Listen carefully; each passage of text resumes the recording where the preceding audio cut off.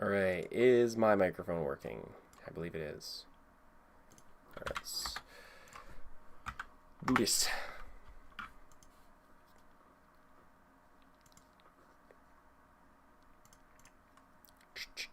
There we go.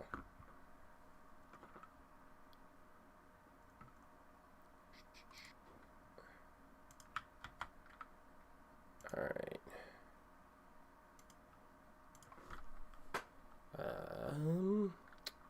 Fang Gaming. TCG. Post. Alright. Sick. Alright, let's go. Just default game order. Alright, let's see what we get. Let's see what we get. Oh, that's loud. Kasai of the Golden Sand. Sick. Okay. Going first, Kasai, sideboard. Oh, and I took out a card. Right. Gonna keep in 2 sinks. And then 2 fades. That's good. Okay. Because the game plan in Kasai is we are racing. We are going very, very fast. As fast as we can. Okay, so I know she's probably going to block with it from her hand, because obviously it's turn 0.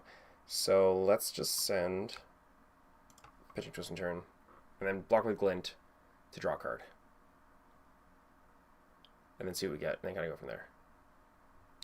Yeah, giving us 2 cards. Perfect. Long Whiskers Loyalty. Ooh, that's a good one. That's a decent one.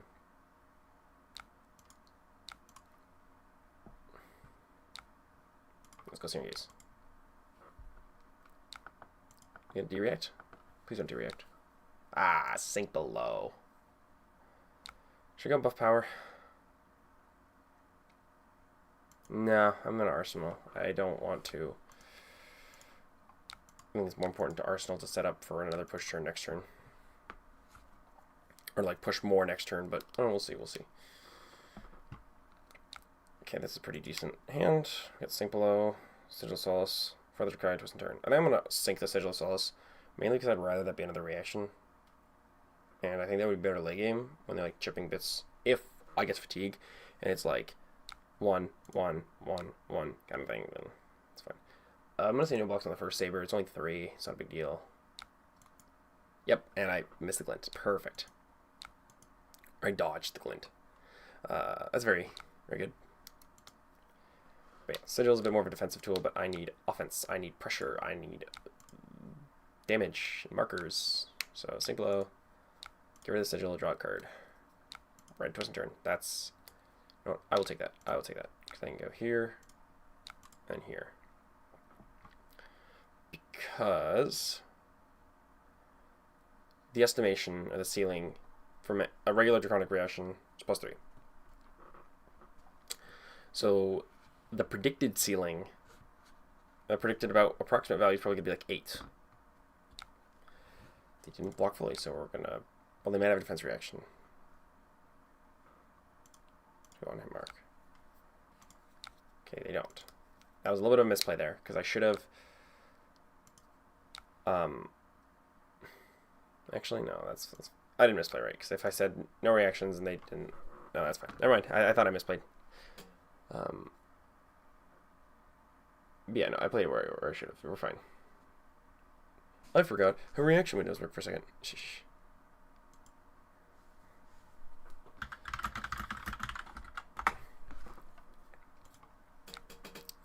Covering Dracai, totally fair, totally fine. Then... Oh! That's a good hand. I mean, it's okay. I think we just say no blocks here. Because they still make 5. That's not going to make me a fealty, unfortunately. But it's not going to hit. And still say no blocks. Because you don't really want to block Kasai that much. You want to just take the hits where you can.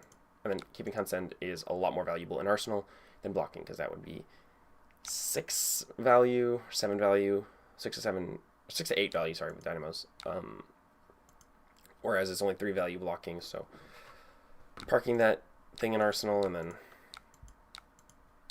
keep going is fine. So yeah, we're going to buff it to 5 and then swing 4, guaranteed online if this first one hits. If it doesn't, it's fine. Oh, it's not fine. It's not great, but I don't think they're going to predict 5. Because 5 is like 1 more, right?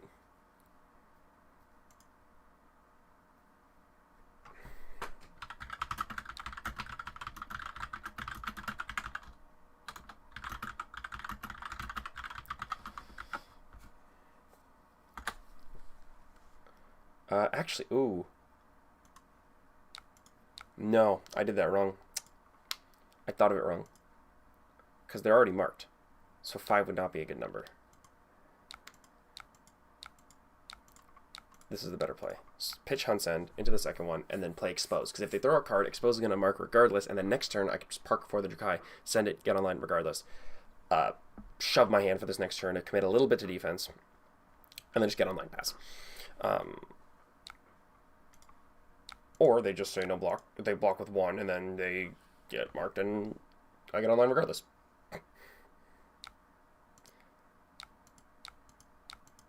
God, I am confusing all my windows here, but that's okay. That's all okay. Yeah, this hand's good. Especially because we're online. Man. We got a 6 life deficit, which is fine. This is going to be... It's like 2... I could buff that to 4, and then send this, buff power on hit mark. 2, 4, 7, 4, 4, 7, 4, 8, 9, 10, 11, 12, 13. It's 14, plus 3 from Sigil. Oh, this might be Bloodfall's Blade. If it is, it's fine.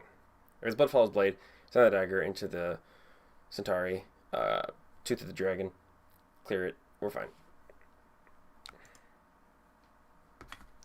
So yeah, that's 2 into 5. It's 8 value with the Dynamo, which is fine, but it's not 14. They're not paying a Brave Forge, which is interesting.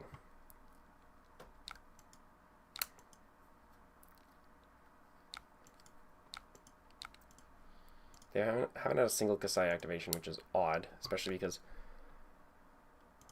once Fang is online, I'm basically just like throwing at my hands, against Kasai at least, and saying like, hit me because I know I'm going to outvalue you more often than not. So if they were to have a Kasai activation, that would be the ideal time to use it. Let me go here.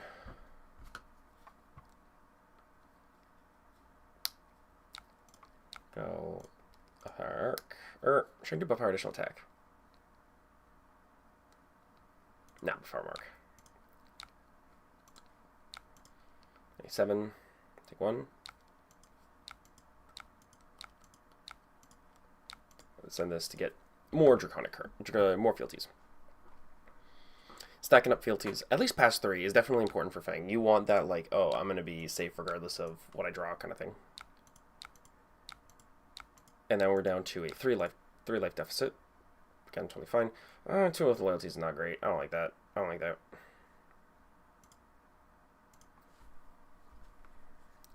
Okay, now activating Kasai. Definitely a sign that they're...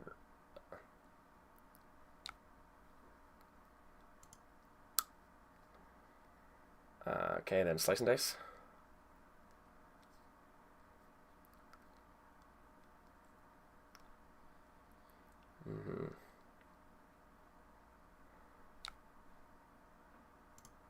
Okay, so that's 3. Oh, we'll get some equipment. Try to deny the gold.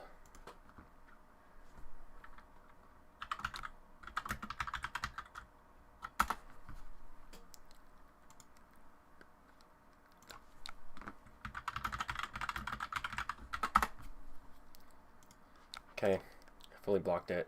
Clean. And then they're going to have to pitch for this last one, so they know there's no reaction, so the damage is all face up. Okay, this is going to be 6, so I can cleanly cover this with a sink, and then sink 1 Oath of Loyalty. Fantastic. No gold for you. No gold for you. And then this hand is just gas. It's just insane. So start with loyalty. Standard 0-4 starter. And then we're going to go dagger, tooth, blaze, dagger, scar. Or actually, I should probably do blaze last. Yeah, do blaze last. Oh, they got a Kabuto. That's annoying. But not that bad. Because I can just do this.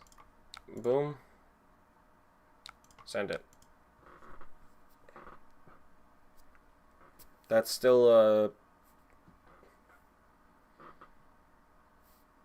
3 card 11? What was the 4th card?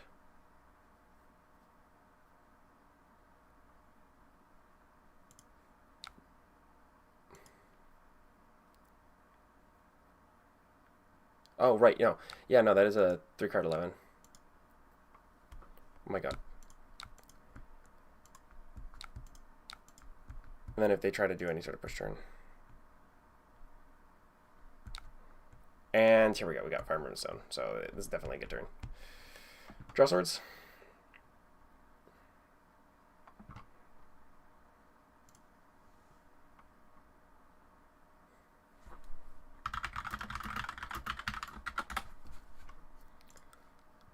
And I'm going to Kasai. Probably just going to... should I shift Kabuto or should I wait? I think... No, I don't think this is a turn to justify Kabuto. It's going to be 4-2. That's nothing. Dog, just take it. Who cares? We got Fire and Brimstone, right? Fire and Brimstone.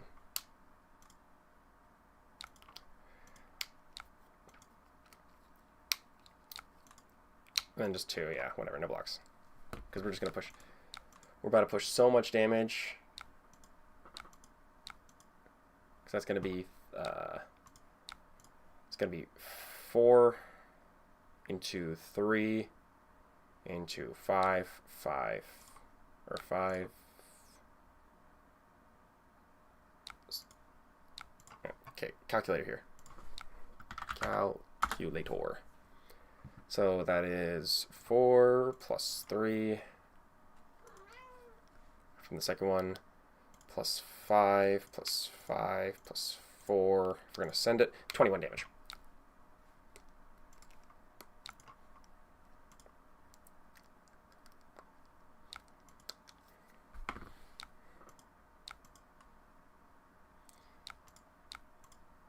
Yeah, no, this is good.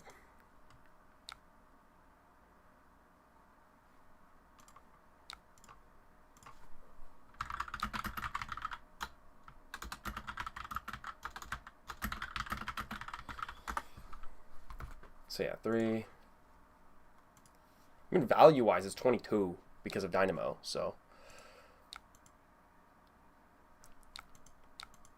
And we still got Kabuto.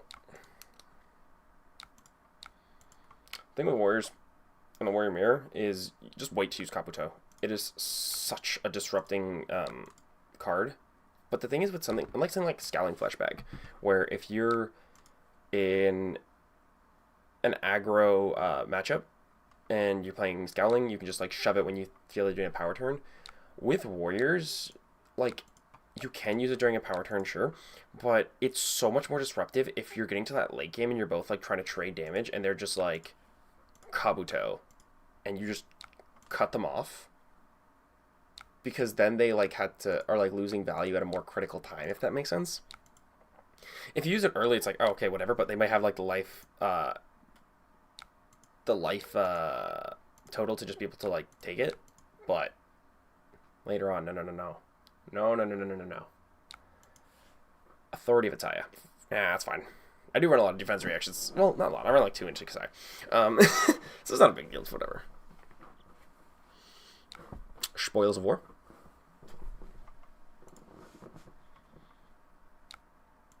And then 7 into 2. So it's 9. Oh, whatever. Yeah. 13. Whatever. That's fine. Chief, I got a 1-card 7 here. In the form of Blade Flurry. Or 1 card 8 with Dynamo, but I could just end you. I'm gonna Kasai, because they're probably thinking, oh, they have D-Reacts. No. I just don't like blocking. Because blocking, it's for Guardians. We're not Guardians. I'll give you the gold. Shame you're not going to really get to use it, because I'm probably going to kill you next turn. Or at least put so much pressure that, like, it doesn't really matter what you do.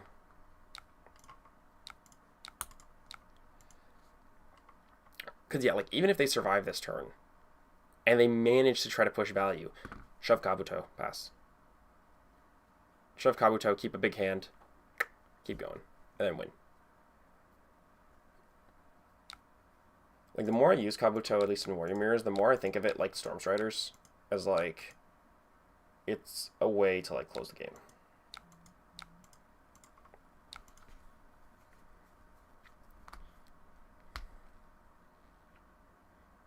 Yeah, it's a bit face up on the second one, which is fine. Game 1 card and then 2, etc.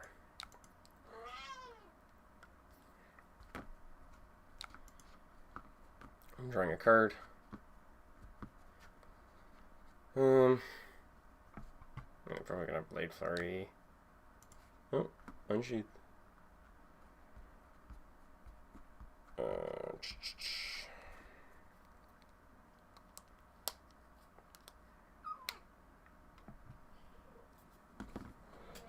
So their shores are free, which is a little bit annoying, but it's fine. It's fine. I can make this work. Definitely make this work.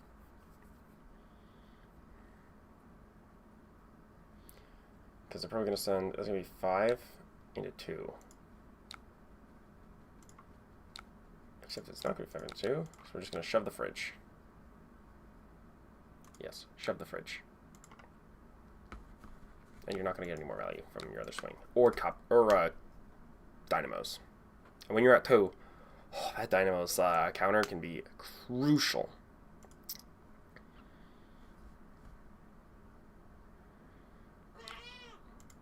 Because again, remember, my expected value for each card in my hand is like a 0 for 4. And what's better at covering up breakpoints than a 1 block card that keeps losing the -1? We got a 5 card grip. We got Glen. We got Twist and Turn. Buddy.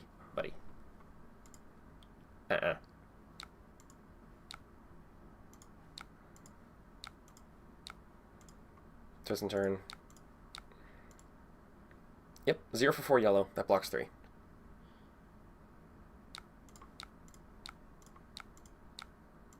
Oh, and then Scar Tissue. Yeah, send that. I could have activated on the last one.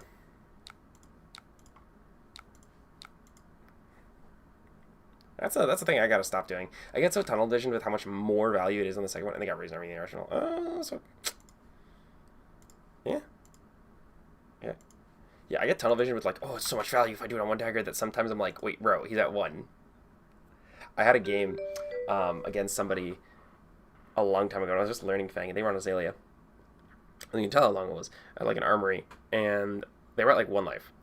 And I sent a dagger, and they covered 4. And I had 2 reactions in my hand, and instead of playing them both on 1 dagger, I played them on 1 and then swung another dagger, and I was like, why did I do that? That was so dumb. Okay, anyway, KO on her hit cheat. So definitely sync blow. Or definitely Kabuto. Don't want a lot of defense reactions, but well, some. Yeah, Sync's fine, Sigil's fine. I think the standard match really is fine, yeah.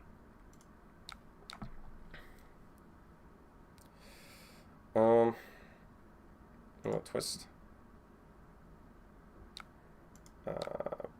Pitch, and then we'll just go on hit mark. And then pass. I think that's the smart play. Outside interference turn 0. It's not what you want to see. As a Kaya. Tear down the idols. Steal victory. Should you just pass? I'm trying to think here. Yeah, it's probably more efficient to pass. Because, like, he could... Well, no, actually, I probably... Oh, No, I think setting up is better. Why are you screaming? Can you stop screaming, please? Can you stop screaming? Block 3. Let's get another outside interference. Nope, he's got a GLA windup.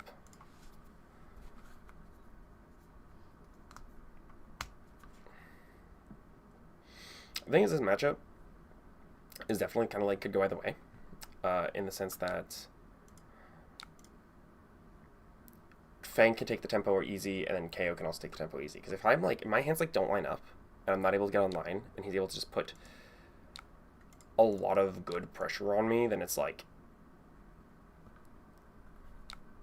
I'm kind of screwed, and I can't really like survive these big onslaughts while trying to hold like bigger card hands. But if my hands line up very, very well, like the kind of are here, no problems whatsoever. No problems at all. So yeah, we're just gonna go Firm Loyalty, buff it, and then yeah, Firm Loyalty, get the fealty, send Hunt the Hunter, mark them, force more cards out of their hand. So also, I don't think this is a great matchup for KO because like I'm able to just play around him so effectively, so cleanly. Unless he does that. Okay, so change of plans. We're gonna go on him, mark additional attack.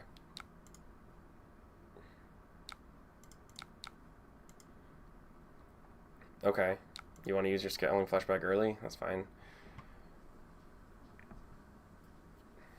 Because now I'm going to get a fealty no matter what, but now he has to give me more cards, which he does not want to do. Because he's already lost. Like, he's already inefficiently blocked 2 attacks. He put 4 value on 2 damage attacks. That's not good, right? That's not good value. So he's probably just saying, you know what, screw it. If it happens, it happens. Unless he got another sync below. He does not have another sync below. So, yep. That is, we are winning. This game is swung in our favor heavily, and we're not even online. That's crazy, chat. Swing big. For 8, go again. So that's a good card. That's a good card. I forgot to say the dishes.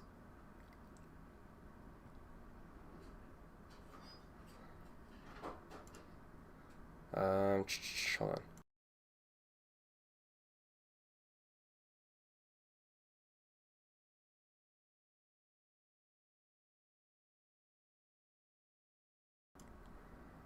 Alright, let's see here.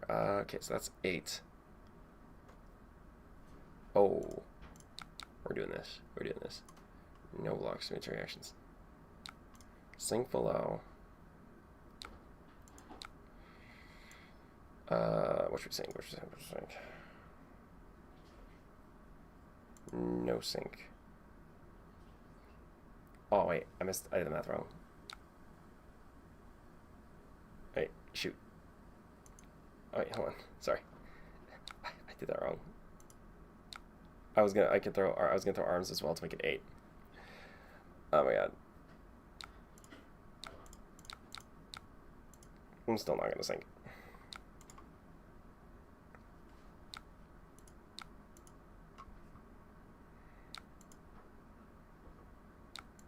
Because a Quicken token is so good.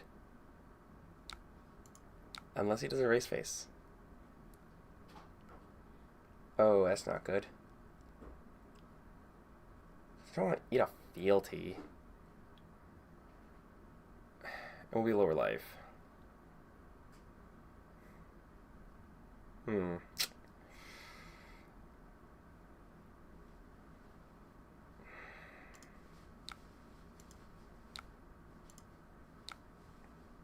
Give him Crown and don't sink the Arsenal. Because we're going to get a Quicken from... whatchamacallit? Yeah, we get a Quicken from Swing Big. We can go 1. And now he doesn't know what's in my arsenal. So he kind of has to commit more to this.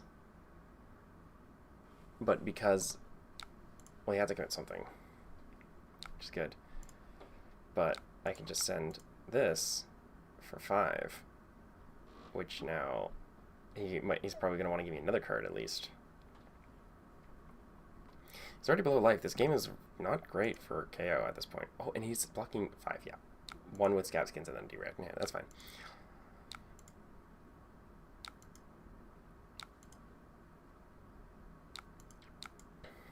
The main thing my field to. Oh, that's a good hand. That's a really good hand because we can go shove, shove, send one, arsenal, shove the hand, send another one.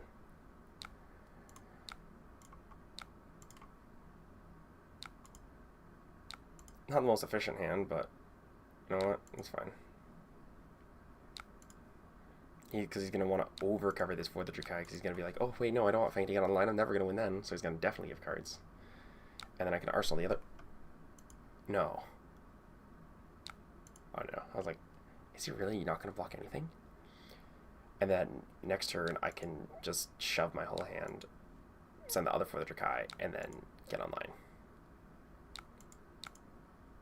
Just really commit to defense. Yeah. Okay, that's what we're doing. This game plan here. Show of strength. 6. 6, 7, 8.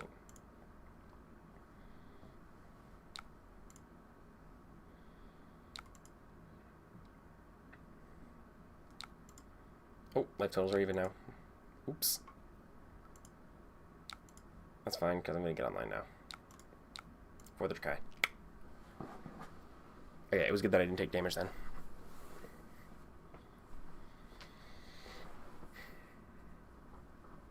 Yeah, KO is just... It's definitely a deck you need to know how to play against. But once you know how to play against him, he's pretty straightforward.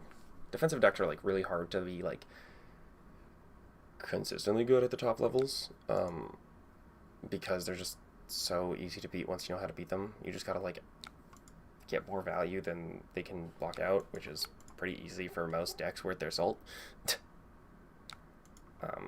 Well, I shouldn't say that because Dracai might have a problem with it, but she's not bad. That's 5. Probably gonna turn to 6. Should I take it?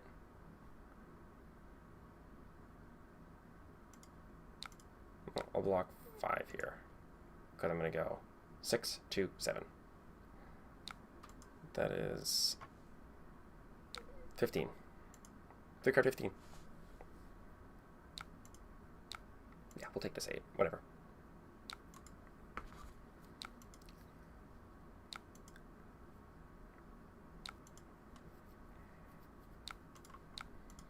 Yeah.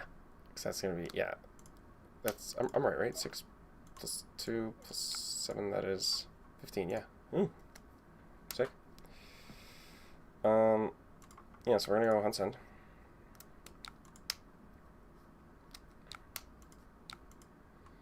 And the thing that I love about Tooth of the Dragon is when you have a Draconic attack reaction, or attack action, you can, and playing Tooth on the last dagger, because they're kind of probably going to think, okay, you have another reaction, block 4, play Tooth, goes to 2, send 7.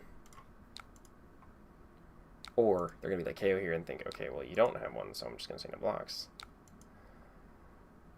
And then send this for 7. Because another thing with Fang is, like, even when you're lower life, if KO tries to start doing, like, the big flippy shenanigans, you can block with so much of your hand and still have a good turn that doesn't really matter, in all honesty. It's just kind of like, oh, whatever. Oh, no. You took most of my hand. I have 1 card. Eat this. And now he's lower life.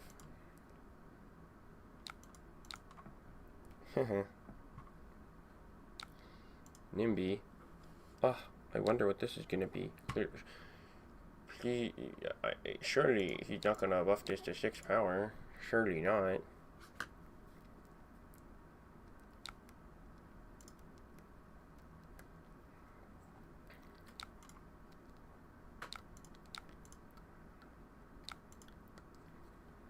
The Nimby strat's good, but it's such an obvious read at this point where you're just like, block 6, you're good.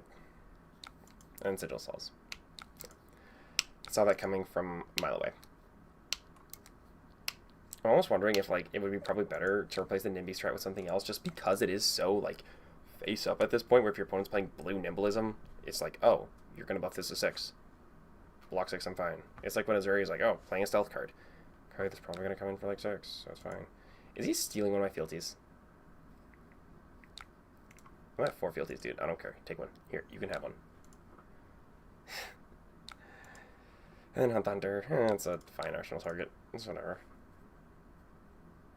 Can be a good way of like making full value out of like a reaction or like a dead hand.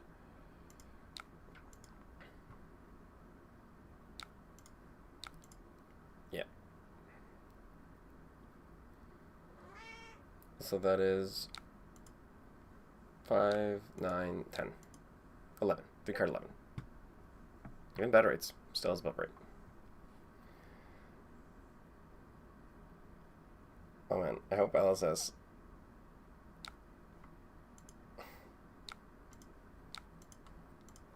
I hope they don't like Fang 2 broken in Compendium, because I genuinely believe if this hero was like S tier, we'd lose Dynamos. Like, I could genuinely see if he was like Syndra level dominant, Dynamos would be gone. Which would hit so many decks, and so many people would be upset. Validly so, because that would be very upsetting. CNC. Oh. A Draconic CNC. 4/7. Oh. Do I care, though? Say Bloodshed. No, I'll block 1, take 6. I do not think I care.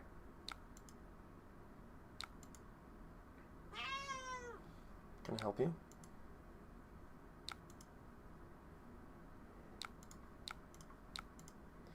Say Bloodshed. Take it for 1. Pledge Fealty. Scar Tissue. Or Yellow Scar Tissue. Because the reds can be 5 and then guarantee to draw. Arsenal. Passes. OKO. Thing is, chat, I kind of want to play RKO. I'm kind of waiting for like the OG KO to hit LL. And hopefully a lot of his cards, his Majestics, will go down in price. And when they go down in price, it's going to be like, oh. Cheap to pick up. Scaling Fleshbag. Easy. Apex Bonebreaker. Nothing. Well, Bonebreaker is pretty cheap now already, so. That's a little bit moot, but... Sigil or something? Oh, outside interference. Outside interference is a lot like Art of War. You're really cheese when they use it on offense, but you're so happy when they use it on defense because it's a very clear sign that you are in the driver's seat and winning. I've never seen a KO use outside interference on defense when they were already winning. Because usually they're just like, okay, I'm winning, I can just take damage and pass. But no, it's like, oh, you lose. 30 Vitaya, block 1, take 2.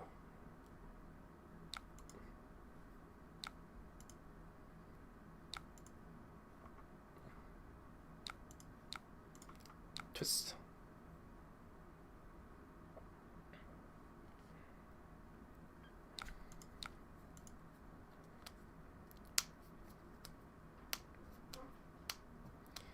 And then sun for 5, and then it's going to be +3. Oh no, +5, +4. It's going to be 9. Into, well, I can just go this, send this, arsenal this. I'm also playing Sigil. I was originally playing a lot more defense reactions, but the thing is with, I'm finding with Sigil in some matchups, like RKO, like Verdance, like Dash.io, ironically enough, like, there are so many little bits of damage, and just being able to gain straight life is, like, very useful. Like Dash.io, in order to block, like, fully effectively, you need to not fully block out a lot of her non-boom grenaded attacks, like 0 to 60, Zipper, that kind of thing. So, I feel like having Sigil as a way to just be like, okay, here, those 3, like, 1/1/1s you did, they don't matter, kind of thing, right? And it helps that match build more. And also Verdance, just having straight, like, gain life is better than dereact in a lot of cases, because they can just be like, oh, I'm going to send Arcane, you're like, oh, whatever. I would hold back on non-attack action for second dagger, leaves your opponent guessing for longer about how much damage I can do. No, I see that. I don't think it's a bad idea. Oh, what's here? I'm going to block 3.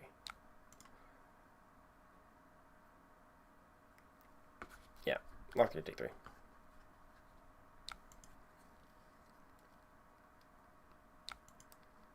I feel like Sigil Solace or something in your hand. No? Oh, yeah. No, in Arsenal. Oh.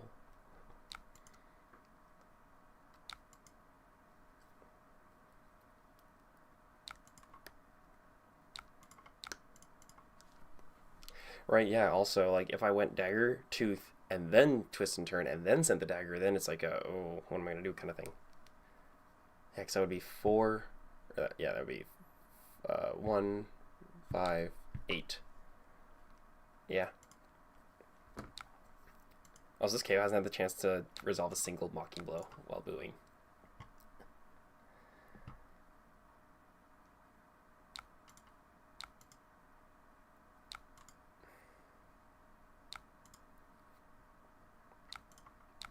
And also obligatory, make it draconic, play sigil, give it go again, yada yada yada. That nonsense.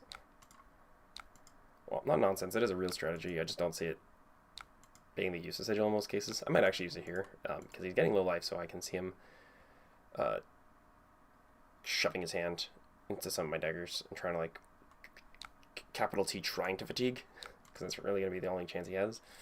Like, he's touched low life, he's not going to come back.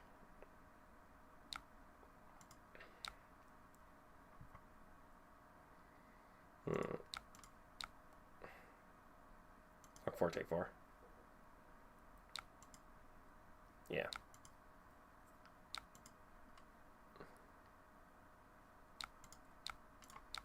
Send 1.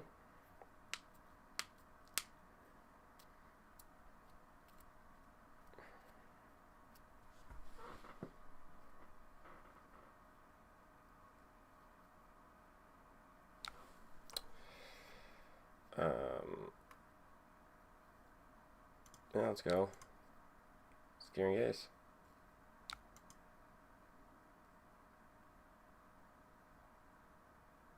Take 1.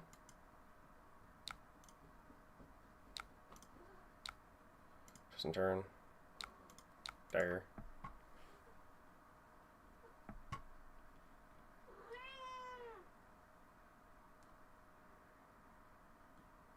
Oh, I'm gonna go again. Always playing ambush to try to gain more value. I'm just play Sigil and pass.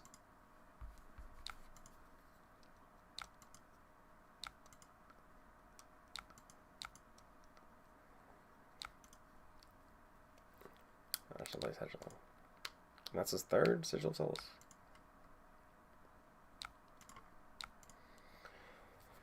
Yeah, at this point it's just kind of like a matter of time before he loses. He's not, like, the thing is with Fang is you cannot block right. I have so many ways of sidestepping, of, like, getting around D-reacts, of pushing over D-reacts, like, you can't win. Let's keep asking me to close the combat chain. No, I don't want to close the combat chain.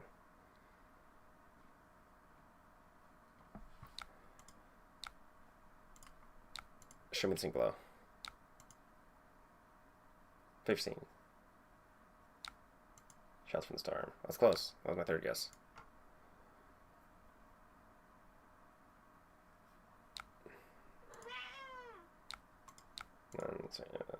Place that long. Sync below. Nope. Authority of Ataya. 15 value a hand. Oh, that's really good. That's really good as average value. That's a really strong, really high number for average value.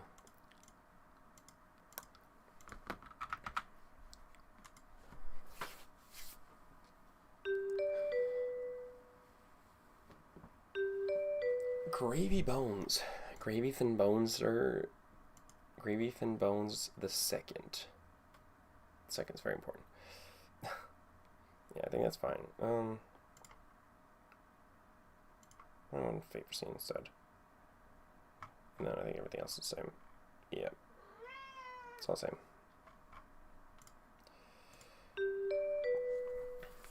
I also found, because on my sideboard I have 3 Fates currently. 3 Fates, 3 Shelters. Fate's actually really good in Fang, because I found that, like, sometimes when I play Fate in some matchups like Assassin, it lets me kind of, like, see what my next hand is and, like, slightly up my chances of seeing a mark card. Because if I'm, like, playing against Slippy and I'm like, oh, okay, I'm not online, play Fate, and I see red twist and turn, I'm like, okay, this card's good, but I don't want to see it now, put it to the bottom. Something like that, right? Now, Gravy Bones was a good matchup. Very strong matchup. Because I can just push so much damage, it's not even funny.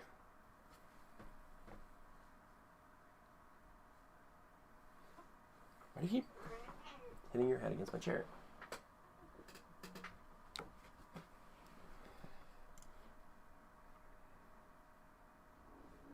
Does he even have a card draw? Oh, it's to play a blue. Oh, to get it out of your hand. No, it makes sense. And block one. I don't think he's got, like... What's he do? Hard cast an ally? I could see that.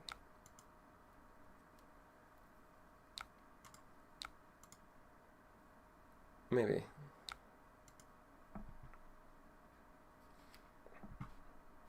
He didn't hard cast the Rigor Mortis though, so.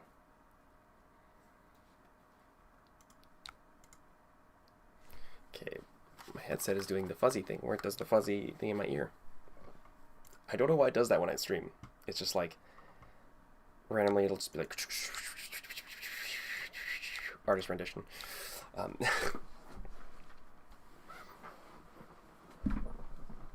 Yeah, then Blistering Blade, make a Vigor token, send the other dagger. Pass.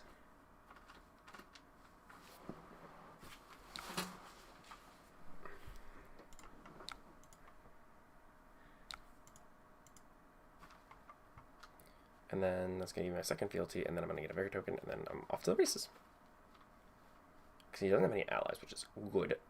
He blocked with his Golden Tipple, which is a little bit weird, because Tipple is like your best playmaker, so what could he possibly have that's like worth blocking Golden Tipple?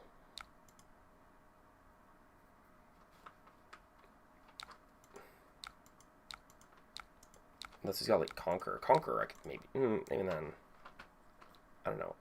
That's really strange. Oh, maybe he just doesn't have allies in his hand, and he's like, I have to. Yeah, we're gonna see how it looks.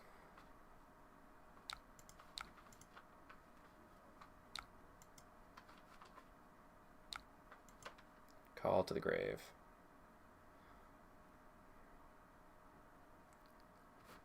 And then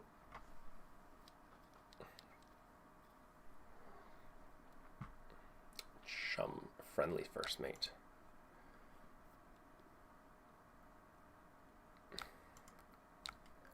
Unblock one, take three. Because, yeah, Chum, normally very annoying, but when you have Twist and Turn, it becomes a minor inconvenience. Because that's going to be 4, 5, plus the dagger, that's 6.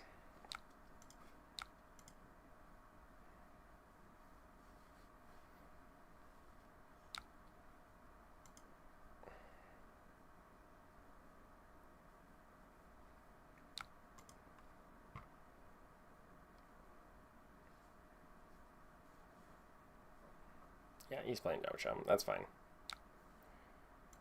To discard a Chum. It's like that meme.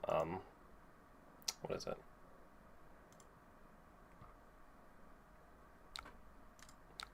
I don't know, something about an electrical outlet.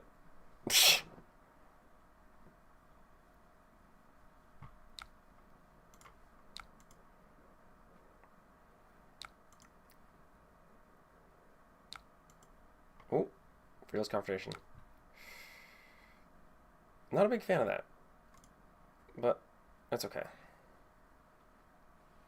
Because I would rather send another dagger than play Firm Loyalty, because that gets me another fealty. And he's only got a 2-card hand and 1 ally engraved. So, and we have another Twist and Turn. We're going to park an Arsenal to clear Chum super easily, so we're fine. He did eat some damage value, which, you know, not ideal, but again, we're at 4 fealties. He's got 1 ally. If there's one person who's sitting in the hot seat in terms of, like,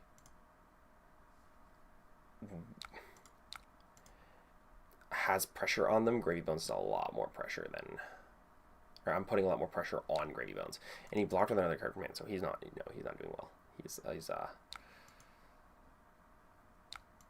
normally, one would be like, oh, maybe he's going to play the card Chart the High Seas and then do very well, and then it's going to look very silly for you, Rage of Blood with it, and then to that I say, ha ha ha ha, ha ha ha ha ha ha, ha ha ha ha ha ha, because that card is banned.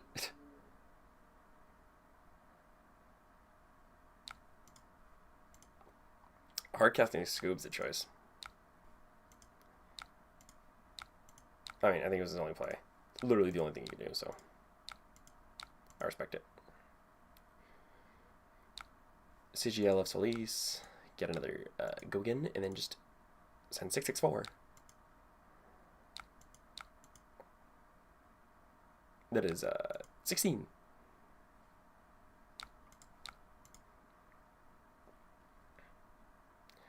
Had he not had Scoob, that would have been 21. This deck is so broken. This deck is so disgustingly broken. Oh, you off top? Vosty. He's avosting those E's.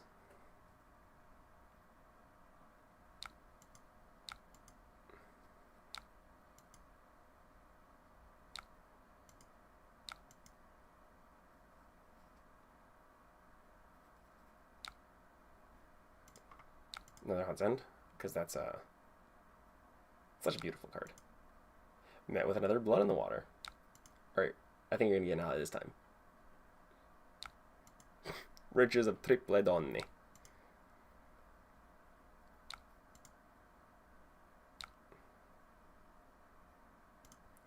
Yeah, Graves at a point where he's got no gold, one ally. Oh, man. Oh, boy. This is a good day. Everything's coming up Millhouse. Yeah, no, I don't blame him. I do not blame him whatsoever. That was a game that was not going in his favor.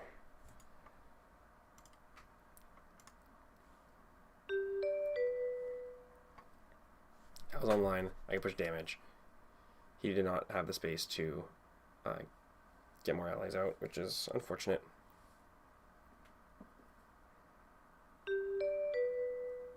Ooh, Marionette. This is a good matchup. This is a great matchup. I'm super favored. At least in this version of the deck I am.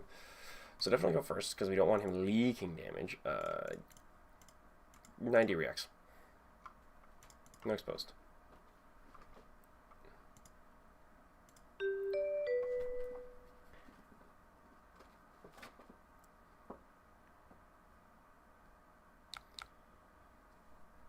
Oh, what is this opening hand? Cat, please stop eating my carpet.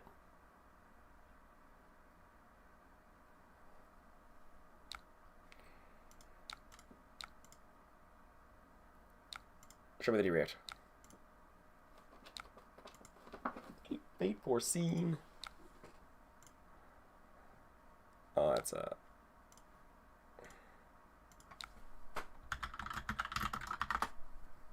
Okay. Orb Weaver. Valid.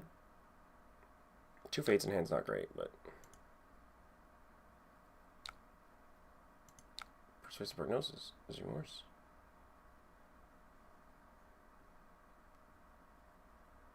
Yeah,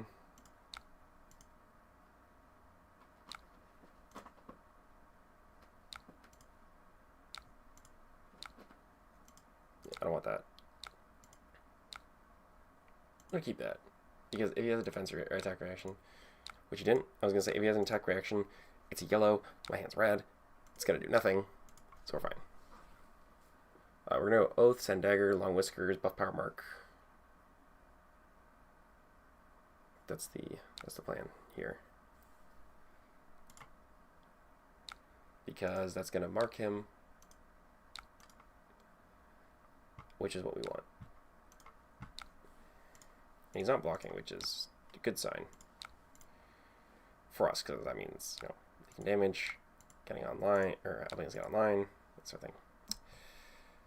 Fantastic. Pledge fealty, Long Whiskers loyalty to remark. Except he's going to see everything, and that's going to mark me. Boo. Yeah, my cat's upset.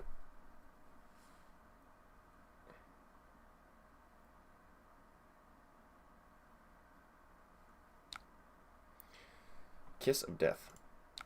So this is an annoying card. However, chat, I think the best play is to let it hit. Because, is it damage? Yes. Is it a lot of damage? Yes. But I'm not going to be marked. Yeah, I think we just let, because we have more life. So even if he has like a bunch of attack reactions, it's fine because we have that like barrier of like I'm at a higher life, so even if I take damage, it's fine. Whereas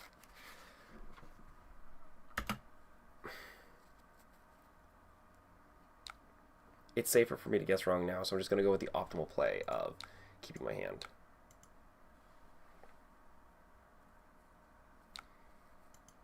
And that's just gonna be 1. Which we'll just take. We're gonna flick and then do 2 more damage to Kiss of Death.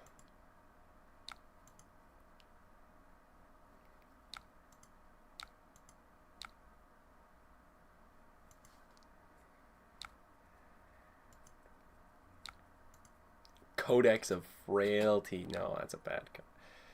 What do you grab? Kiss of Death? With Loyalty. You know what? I'm not gonna lie. That might have helped me.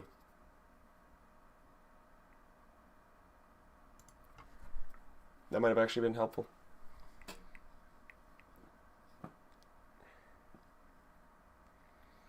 Because that's a 12 life deficit. Which is a lot of damage, yes. But it's fine. Because we can probably, maybe get online with this hand.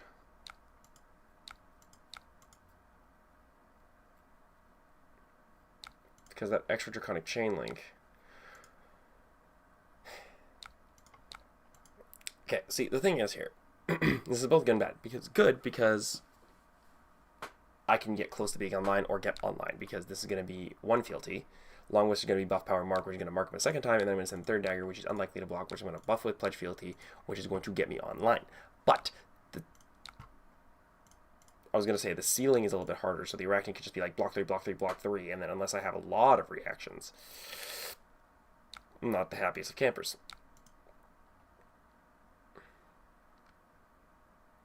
But the Arachne's holding his hand pretty well, so I'm guessing he doesn't really want to commit defense.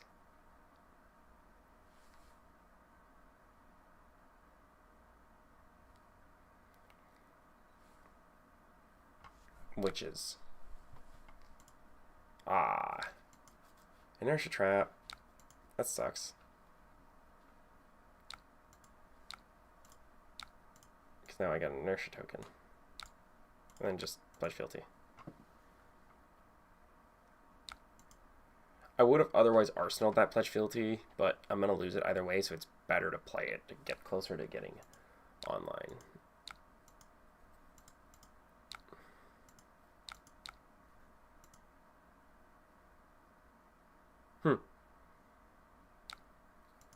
Man, another Kiss of Death?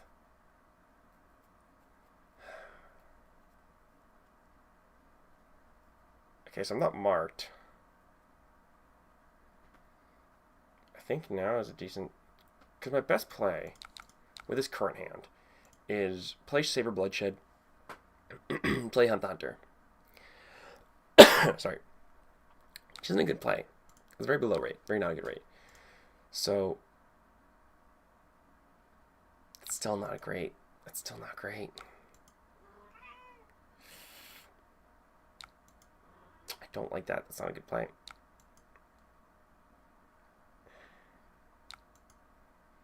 Our best play is still Savor Bloodshed on the Hunter. I mean, I could go Bloodshed, send it, break a fealty, but I don't think that's a good play. I think it's a very weak play, in all honesty. Trapdoor. Oh, that's... It's even more of an argument to just play Bloodshed, Hunt the Hunter. Because we are now at... Still 12 life deficit, so not terrible. So we're going to go Bloodshed.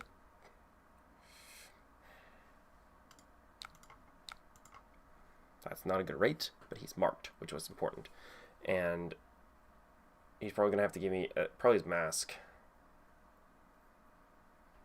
I think we should have blocked more on that Kiss of Death turn. I think I got overzealous, and it's costing me a little bit. Well, that's fine. I guess I'll come back. I'm still not at a terrible place. I can just leave 1 point of damage.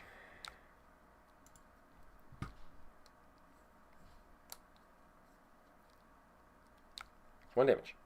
You transform. Black Widow. That's annoying. Ah, let's go again.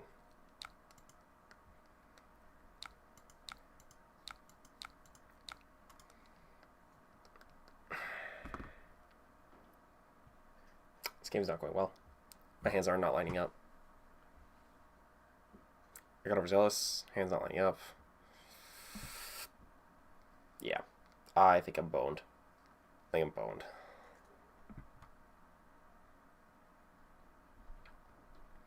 I don't have another draconic attack reaction I can play, which sucks, because if I could combine it with the scar tissue, then I could at least keep like a smaller hand.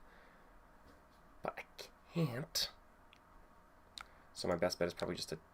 Okay, he's pitched 2 reds. His hand sucks.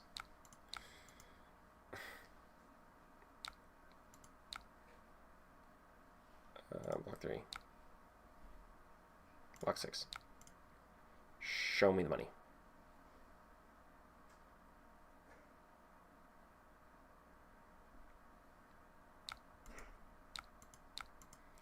Not optimal. Swing of for 4.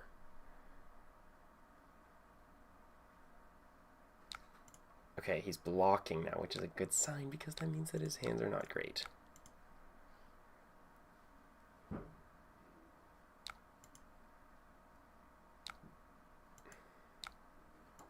Yep. Okay, I'll give you 3.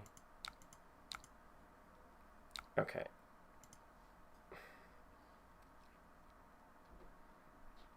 Up, sticks, and run. That's going to be for 5. Oh. Now, the good part is it's open information. The bad part is it's 9 damage. I'll block 9. And then just send... Blaze Headlong. Pass. I'm having to play a little bit less optimally, but I think that this is my pathway to winning. Because... Markney is going to have to also block something, so we're kind of trading smaller card hands at this point. He's not going to get another push turn, because if he hits...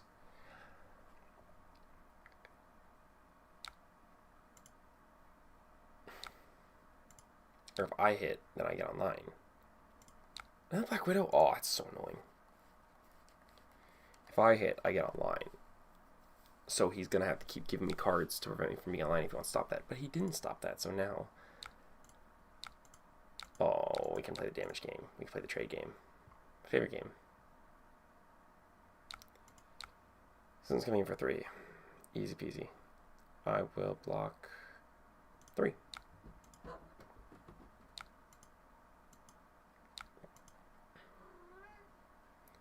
Mark of the Black Widow. So that's probably going to come in for 6. If it's more, I'll just banish Sigil of Solace, which is fine. Not ideal, but detox.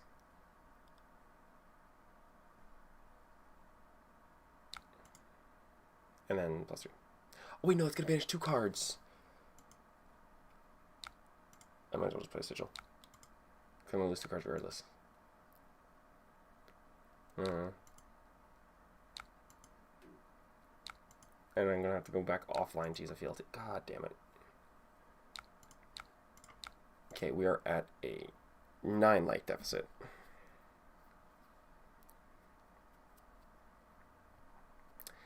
Honestly, in terms of positioning, we're doing better than we were before.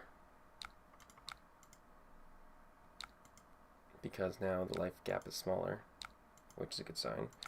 He's marked. We're still at 2 fealties. We didn't lose them all. Glint, glint, tooth. It's a pretty decent hand. So I can go dagger, glint, tooth, tooth, send the other dagger. Because he's probably going to want to block the first one. And he's pitching 2 reds again. Oh, please pitch 2 reds. Please say I saw that right.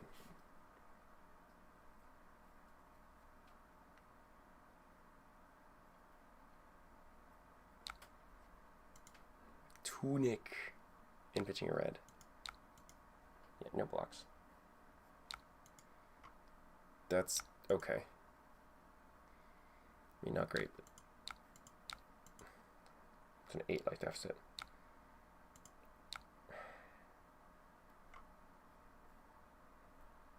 That's 7.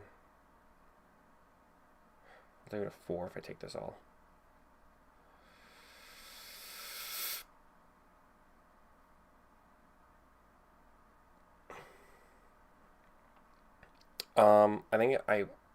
I think what happened is I put scar tissue in the arsenal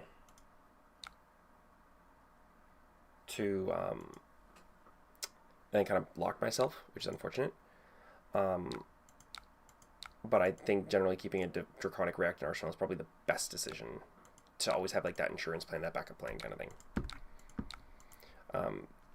But I made a mistake, and then he's gonna cut us. God damn it.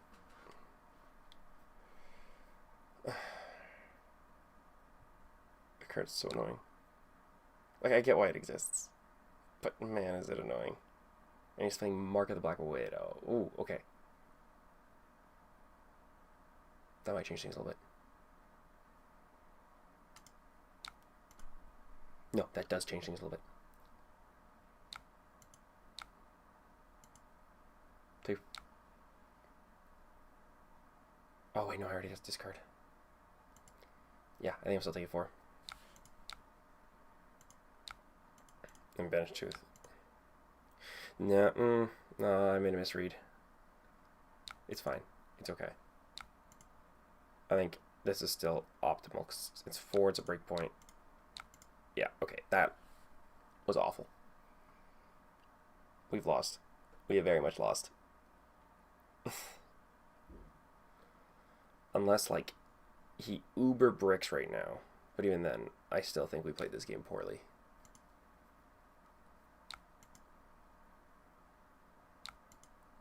Yeah, okay, we're just gonna concede. I'm not even gonna, because I lost, right? Like, I'm not. Yeah, okay, he won. I'm not gonna.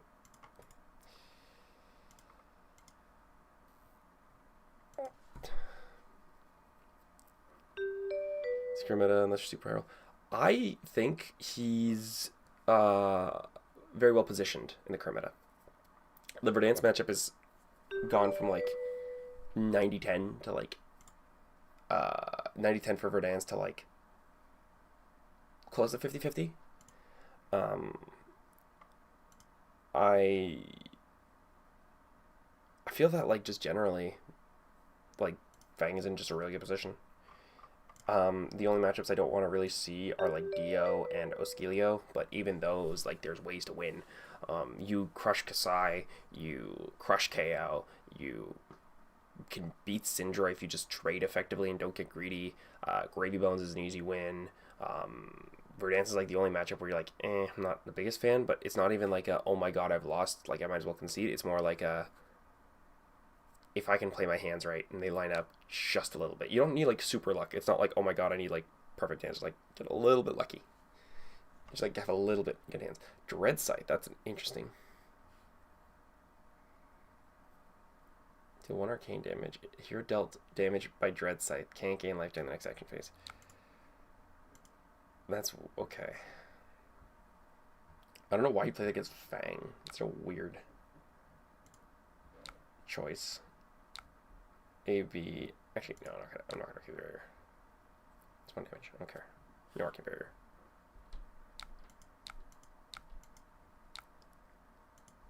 I'm gonna block 1 and then block Serum Gaze. I'll take 1 and then just play Sigil so I'm up life. Because these are good cards I wanted to keep. I didn't want to block them. Yeah. This is why. Yeah, play Boostering, but you go 1-2 Arsenal Pass. Oh, yeah. If you have a lot of... See, the thing is with Dio, though, is it also depends on the Dio player.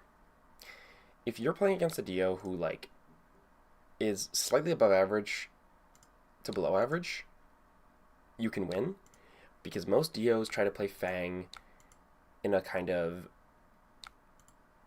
Let me put it like this. You can tell how good the Dio knows the Fang matchup with their armor. If they're running like adaptive plating or like Tinkerings, that game is yours. You've won. If they're running like Achilles and Goliath, you've lost. Because they know that you're going to try to defend them, like block them out, because that's your best strategy, unfortunately. But it's definitely like if there's a lot of Dios in your area. There's not many in my area. There's a couple, but like, I can dodge them pretty easily. And even if I just like lose one, it's like, oh well, I'll be fine. Germinate already? Regain life. 4. That's fine. Okay, so we got Tristan turn and then into Blaze Headlong to get that second Draconic Chain Link for a firm loyalty.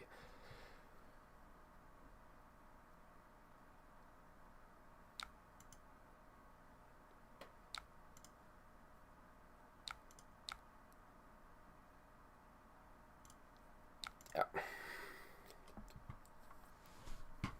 I'm almost curious if the Florian matchup in general has like changed, because like I remember when I started playing Fang, it was like easy sweeping, like easy money, because the best version of Florian at the time was Stack Florian, and I'm like, okay, if you're gonna block me out, just wait, I'm going to win. Right? You're not gonna beat me. You're not gonna outvalue me, like, unless like I play super long. But if I'm playing like extremely long, slow game to the point where you can like decompose multiple times, germinate, and I'm putting like no pressure on, then like probably need to rebuild the deck. But I don't know, we'll see. I still think that in theory Fang wins Florian, but we're proofs in the pudding.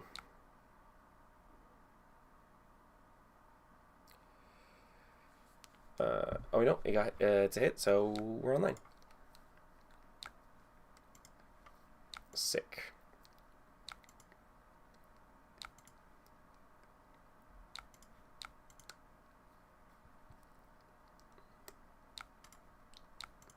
And then Hunt's End, because obviously Hunt's End, because why wouldn't it be Hunt's End?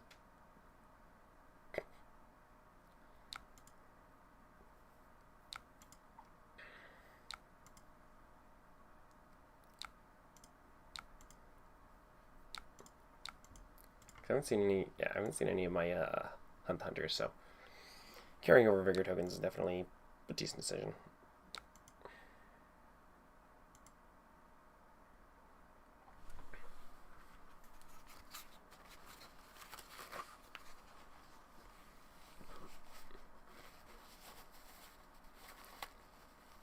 And this could be grains. Yeah.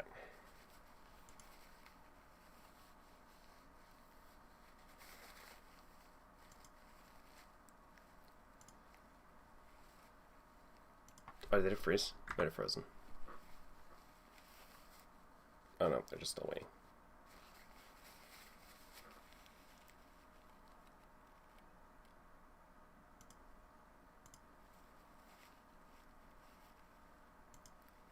Okay.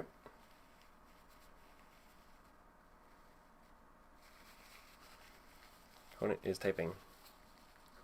Maybe there's a bug. Oh, haven't twist and turn. Played it first to turn on the go again of Blaze.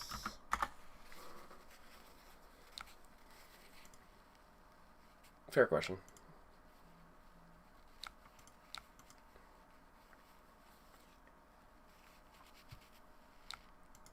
Okay, this is an interesting hand. I think I'm gonna park Oath of Loyalty in the arsenal. Oh, he's trying to stack kill me. That's not gonna work. That's not a strategy that works against Fang. Come on now.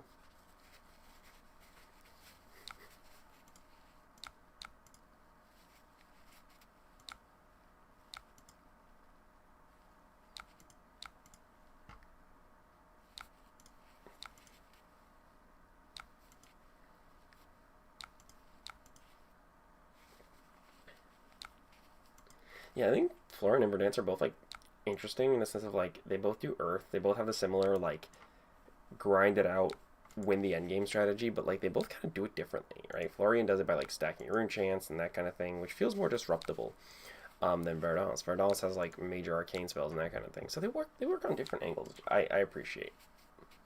Another twist and turn. Ooh, that's a lot of arcane, but you know what? We are Draconic. We take all the arcane we can.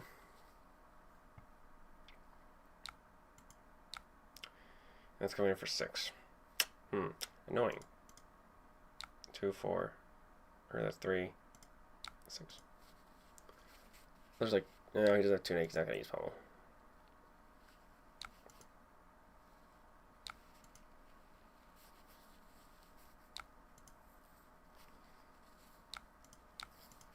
Yeah, 3 card 12, casually, and then parking fealty in the arsenal. It's like a sidestep maneuver.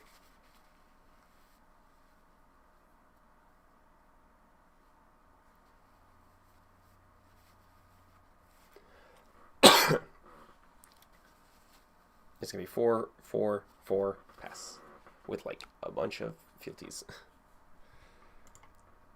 Overcrowded. Overcrowded is an interesting card.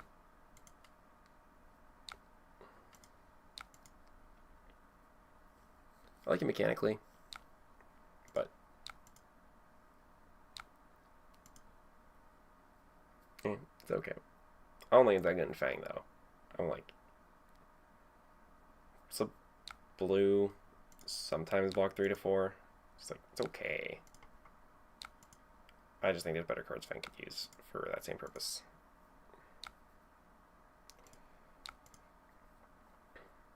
Yeah, if you do have a lot of Dio injuries, a deck that I've that's pretty good, that's really good against Dio. Like if you're expecting to see an insane amount of Dio, is Domblade Dory.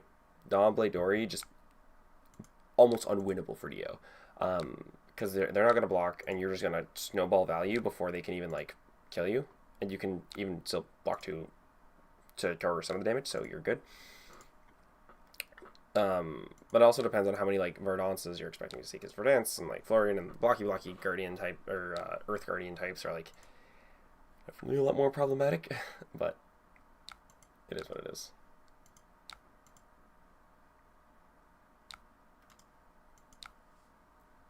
Yeah, I remember I was like, the one of my locals is probably one of the best Dio players in the area. And I brought Domblade Dory to an armory, and he's like, oh, yeah, GG, I've lost.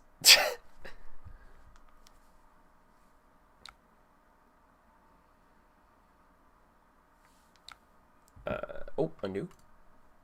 Oh, they played Face Purgatory. That's fine, because I can just discard for the Dracai. Because I'm going to go this, send this, flash fealty, send this. Or actually, play this, play this, play this, play this, send this. Oh, okay, there we go. This card is very annoying. Everbloom Life. But I kind of get the point of it. Or no, that's Thistlebloom Life. I'm looking at Everbloom Life.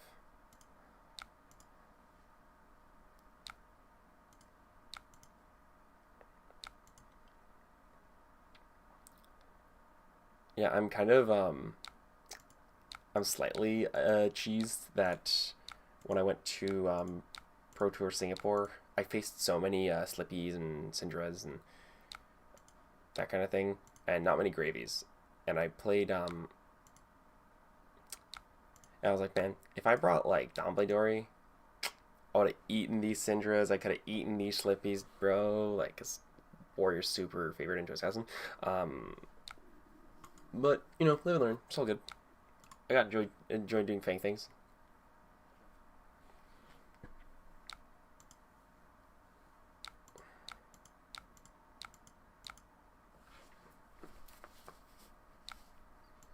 Another race face.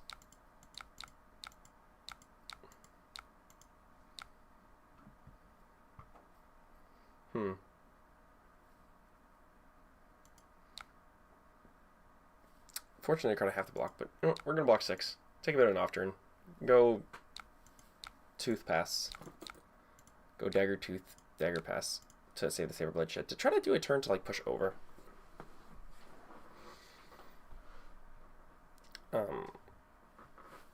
Cause like he's blocking pretty effectively. I just want to give him less time.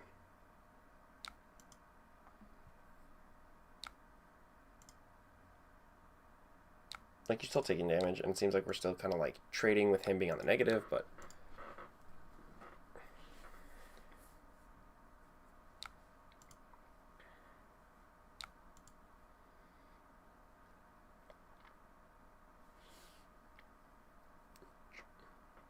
Yes.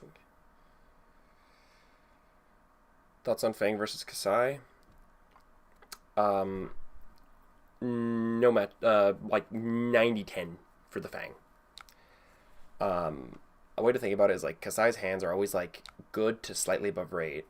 So until you get online, you're kind of mostly like trading, both on rate hands or slightly above rate hands. And then once Fang gets online, it's like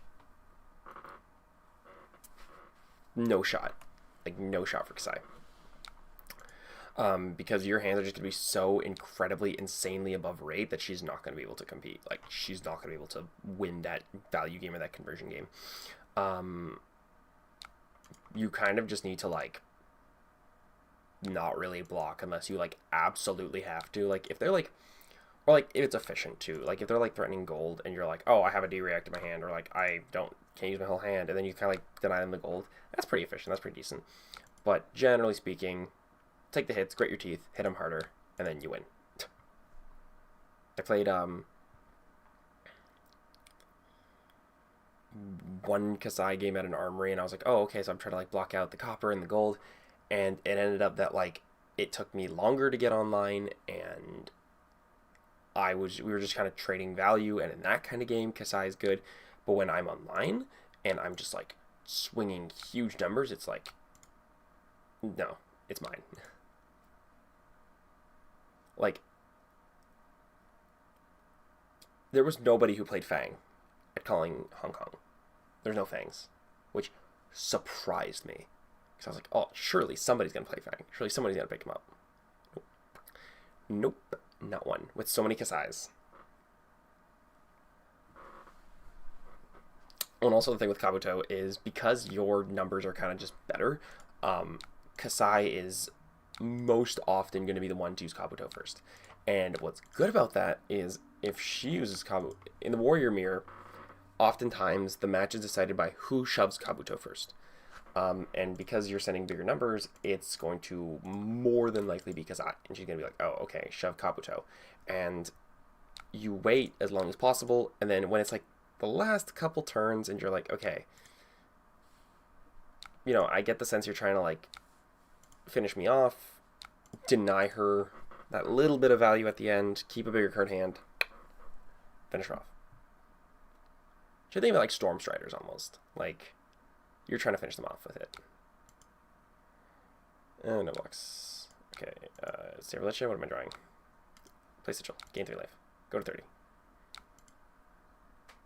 Arsenal Twister.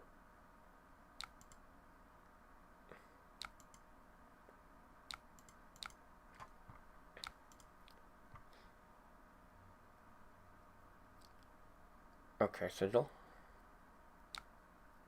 And conceded. Yeah, I don't think there was a way to win this game, because I would have gone Dagger, Break Fealty, 5, or play this. Actually, don't play this. Dagger, Break Fealty, 5, Dagger, Break Fealty, 4, 4, 5, that's 18. Saving this. Yeah, no, we're chilling, we're chilling. Victorious Gold Money. Okay, this is a matchup. This is a back and forth. This is a thumper. I think the plan. I think I want to. I think I want to take out like, Sigil and Twist and Turn. And I want to play a little bit more defensive, because I think Twist and Turn isn't going to be super effective against Victor. And I want to have some more defensive tools here, so to like cover up the crushes and overpowers and all that nonsense. So, let's draw a card. Thank you very much, Victorious.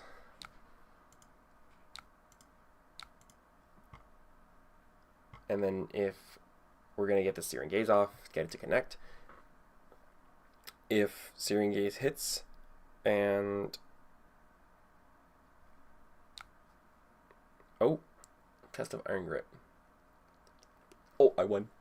Oops. Unfortunately, he covered just enough to be able to cover. Oh no. Ah, okay. So we'll discard Blistering Blade And then we play Pledge Fealty.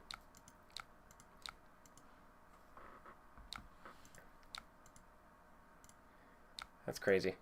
That he had to break a gold. Turn 0? Thankfully he got the whatchamacallit, Golden Sun. That's a thankful win of the Clash. Jeez. Jeezy pleasy. Pectorial Perfect. See, that's such a shame. I don't want to. I have 2 D-Reacts in my hand. I don't want to block this. But at the same time, my hand does not convert well, so we're going to have to throw 1 Sink Below in front of it. I think, yeah, Sink Below, because... yeah, that's fine. Loose Tooth. Oh, well.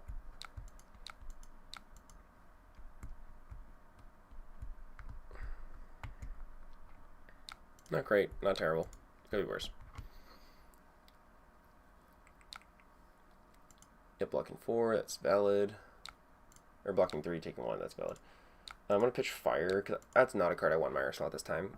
I've learned that if you're not online, you generally don't want to keep Fire and Brimstone in the arsenal, because if your hands don't line up, and your arsenal is clogged with Fire and Brimstone, it makes the game so much harder, because you can't, like, be like, oh, I'm going to arsenal this card and try to set up, like, a turn to, like, push more damage or get online. Like, you can't, like, arsenal Oath of Loyalty. You can't, like, arsenal Affirm Loyalty. You can't, like, arsenal Searing Gaze. To try to get them online, you just have to dump them, and you have to hope that you get what you get in your 4-card hand, which takes away a lot of agency and makes it a lot harder to get online, which I don't like. So, if you see it early on, pitch it. It's fine. It's much better than the arsenal.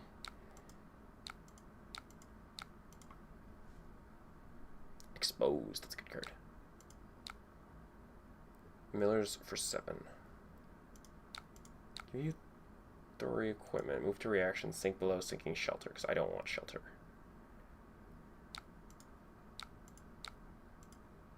Drawing Pledge Fealty. That's fine. Oh man, this game is going very smoothly. Clash of Bravado. No. Oh, that card's annoying. I don't like that. That's fine. Just make another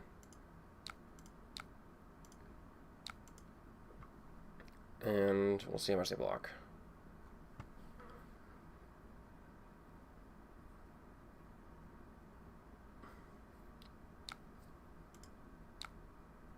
Buff heart mark, because I want to keep them marked. And then, if it hits, remake my viewer token. Yep, didn't block it. And if you didn't have that Clash of Bravado, I would be singing right now. I'd be like, ooh. Okay, so Gold Main Estate, not great. Probably gonna arsenal this Vapor Scene then. Why was there an argument for...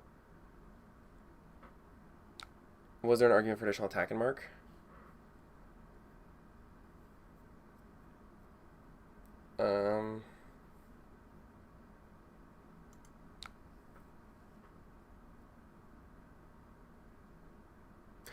You know what, actually? I think additional attack and mark was probably the right choice. Because they hadn't just shoved equipment, so it was complete. No, yeah, now I'm thinking about it. You're right. 5, 6. Take 3. Because I want this Fate in my arsenal.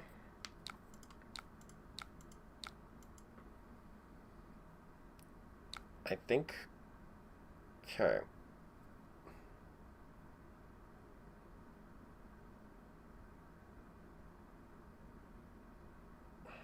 Trying to think here.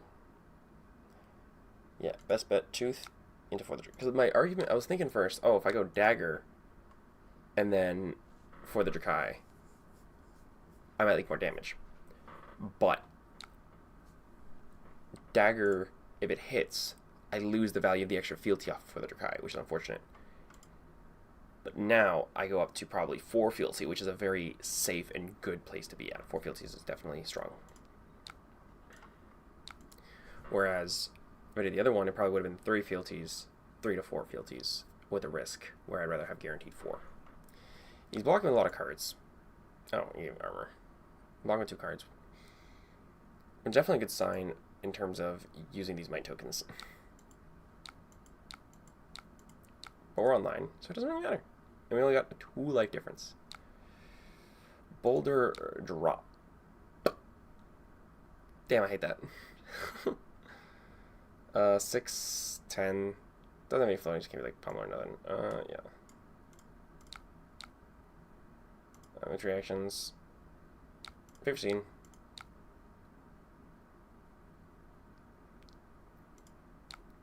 Bottom that. I don't want that right now.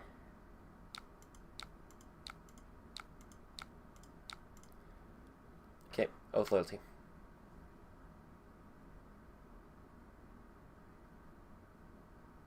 For 4. And then Hedgehog for 4, Dagger for 1. 2 card 9.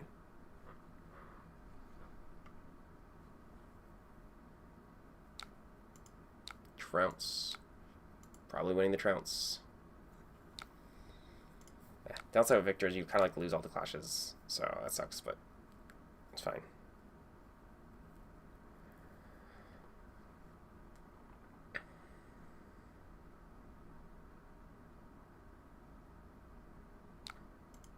Test of Iron Grip. Aw, that's so bad. Why wouldn't he play that on the first one, though?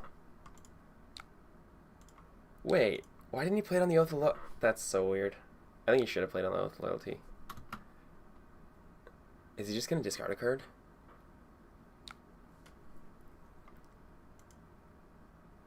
Oh, no, wait, it was a tie, so nobody discards a card. I think he tried to snipe. You know what? That makes sense. But you had... Yeah, no, that makes sense. Sending dagger, sniping a react. But I think that if he used it on Oath, he would have sniped the reaction regardless. But he also could have sniped anything else and full covered it. I don't know. I think it was better to use it on Oath. Golden Sun. How much is this coming in for? 11 overpower. Definitely a lot of damage. How much damage can we push, though? 6 into... Yeah, no, okay, I see what you're saying. I see what you're saying. Fair enough, fair enough.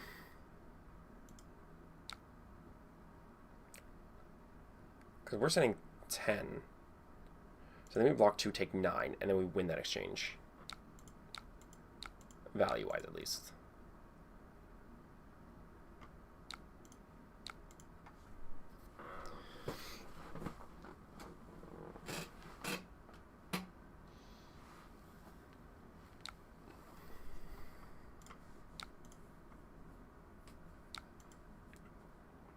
Well, 11 life deficit's a little bit scary, but it's fine. Victor is a deck that's very... whose mid-range potential is very, like... Oh, he's got to break a gold if he wants to make a gold. Is he going to do it? Ah, you drew Macho Grande. Could just Arsenal pass. Because I'm going to lose value regardless.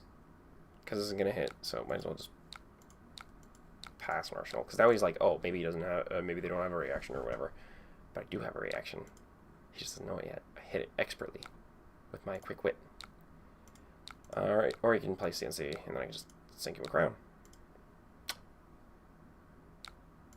Even if he had pummel, I would have just discarded Fate, which is fine. 11 life deficit still. Could be worse, could be a whole lot worse. Because we're going to go 5 and a 4 and a 4.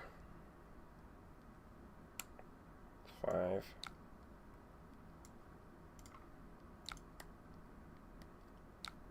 So we're going to go Pledge.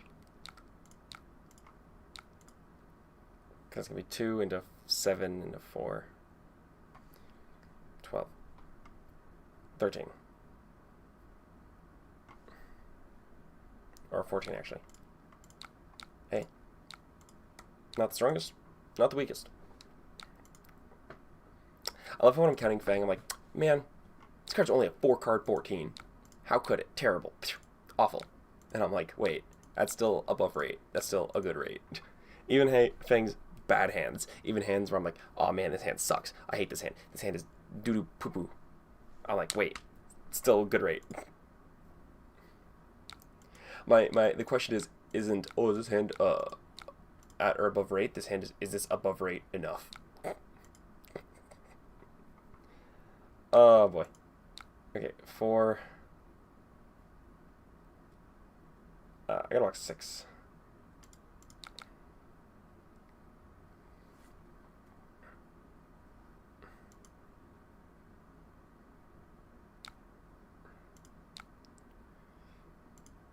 Two cards.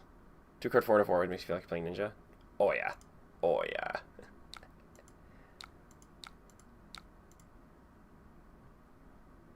Always gives you that, actually, we're gonna undo. Because we're gonna go twist and turn. Might be wondering why, because I saw Long Whiskers on top. So even if he covers this out, because he's gonna use a card from hand, almost definitely. We're gonna go Glint, draw a card, play Long Whiskers. Oh. Golden Sun, making gold.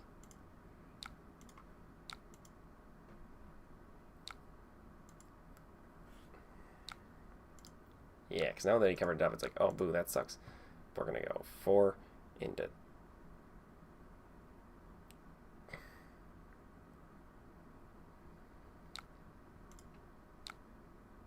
On it, mark additional attack.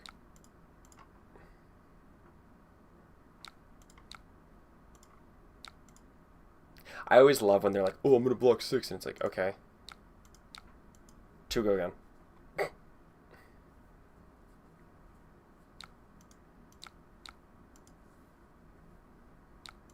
Fang, you can never block right. It's not, oh, what's the right choice? It's, you make, what's the least wrong choice.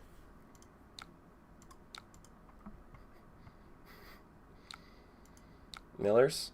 Well, that's a little bit annoying.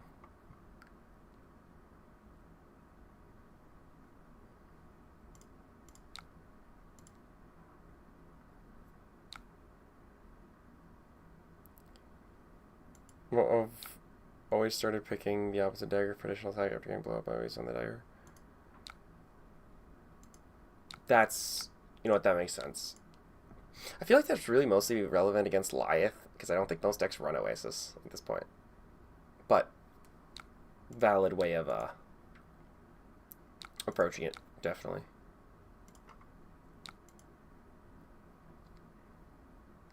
Yeah.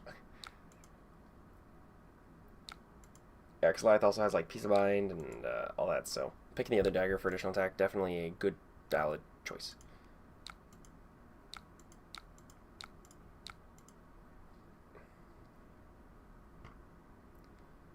Seems like best practice. Yeah, no, definitely. I definitely think that's a good decision under most circumstances, yeah. I think it's best to just pass here. Because we're not going to get full value out of this Blistering Blade, and I think trying to set up a big 5-card push is probably what's best right now. Because you...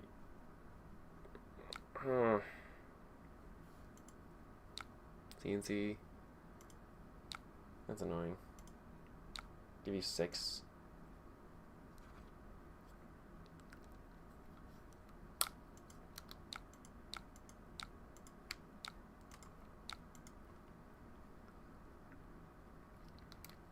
Yeah, there's a lot of small decisions in Fang that, like,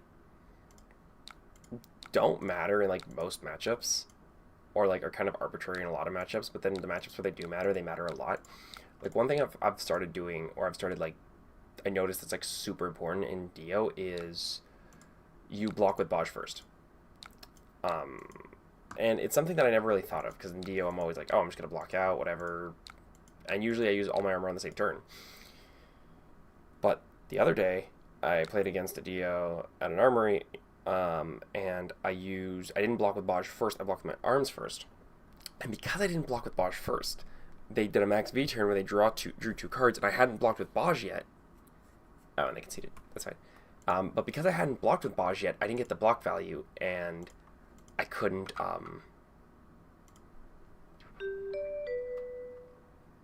I couldn't break its draw card, and I was one block value short from covering a max V with 2 Moon Grenades, and I lost the game because of that. But had I blocked with Bosch first, I would have won 100%. 110%. Okay, KO. Interesting matchup. I think it all stays the same. I previously was trying to run Oath, but I don't think Oath is the ideal card at this point, but it's fine. Okay. Pitch Blade Flurry. They're going to give me a card from hand almost definitely, so we'll just give him Glint Quicksilver. It's supposed to turn on top.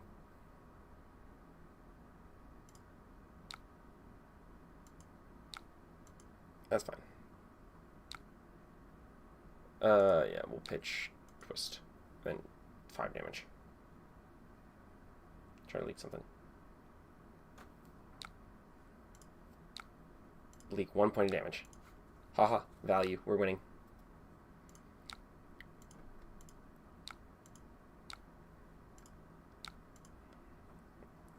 Ha ha ha, we're winning, nerd. Interesting hand. Oh, he's going for Blood Rush.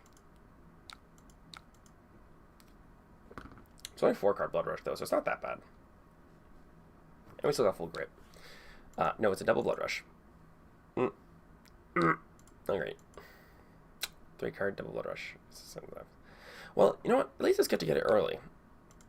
And he's breaking Sash. Bro, what is this guy doing?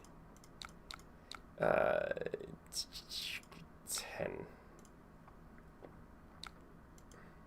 Basically save your armor for Blood Rush turns. And,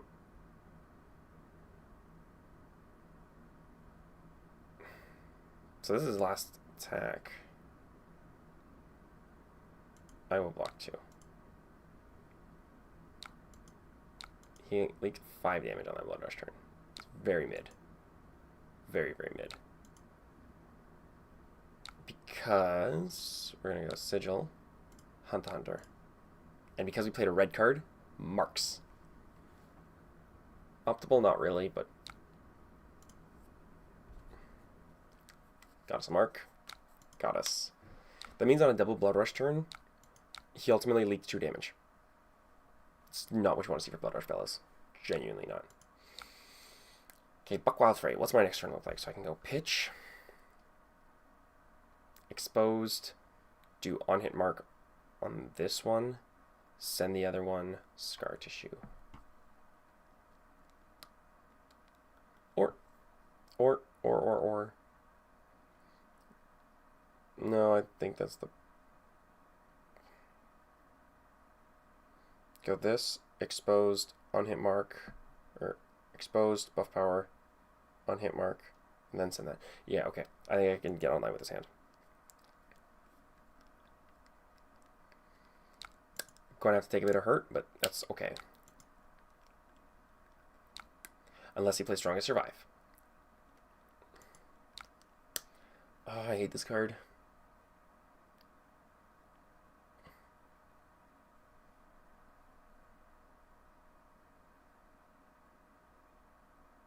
Oh, this is not a good position for me to be in. I don't want to take 7.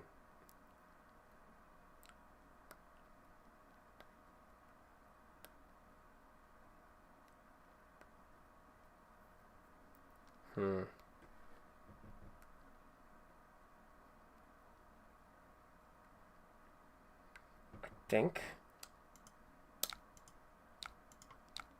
this is my best bet. And then just sending the 4 of the Dracai in my arsenal.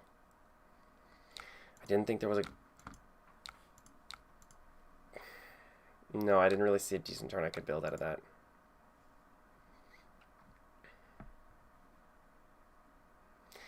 Sucks that we're not getting the fealty value, but we're at life parity.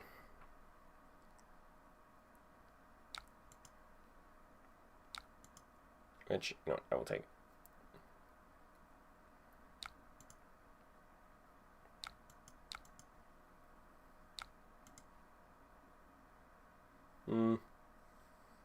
Not bad.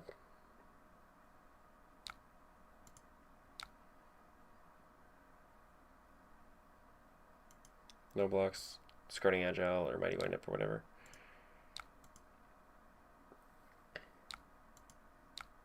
And I'm probably going to sink this Sigil because I want to see if I can get another pitch card so I can actually get 2 fealties. High-pitched Howl. Move to reactions. Sink below. Sinking this puppy. Oh, that's a good hit. That's a hit.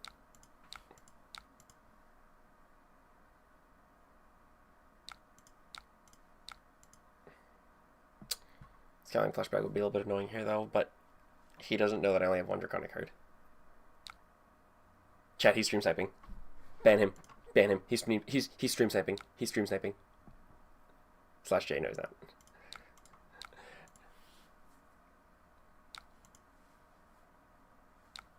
Five. 2, 3. We'll make a bigger token. And then just arsenal the scar tissue. But hey, I'm happy that he got rid of it early. Unironically, playing Fleshbag as late as you can is the best decision with it, because then it's like, oh, I have to constantly think about it and play around it. Like, oh, what if Fleshbag's here? What if Fleshbag's there? But if you do it early, then it's like, ah, whatever, it's out of the way. Big whoop. I think we're gonna block 6 here because we got 2 pledge fealties, so we're fine. Fealty wise, we're chilling. We are all good. 2, 3.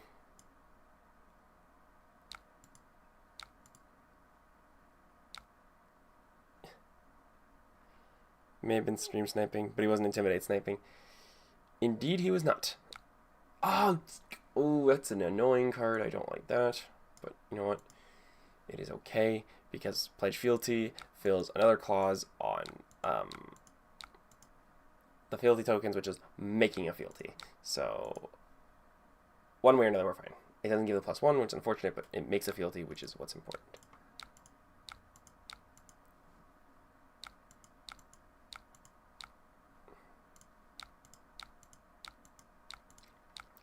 Okay, 10 life deficit when we're online. Not great. Not awful.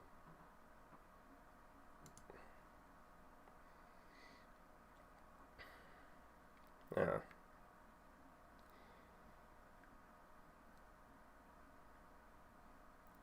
Five.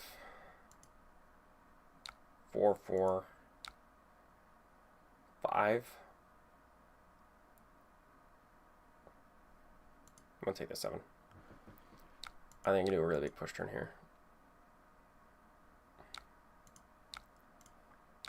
Hey, sometimes RNG doesn't line up your hands well, which is unfortunate. I also think, I don't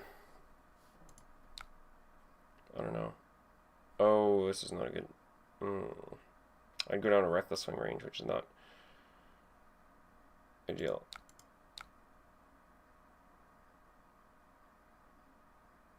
Go to 5? I think that's the best chance, because I want to take damage here, push what I can, and then hope for the best.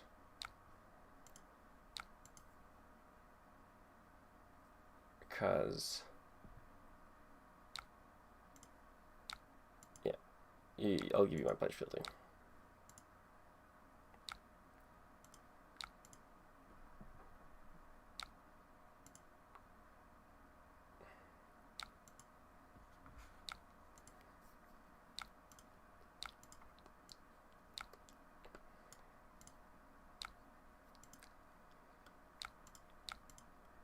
He's got a 5-card hand, which is scaring me a little bit. I'm going to arsenal the scar tissue in case I need to block with everything in my hand, and then I can keep 1 card, or keep nothing, and then still send back a turn, which is ideal.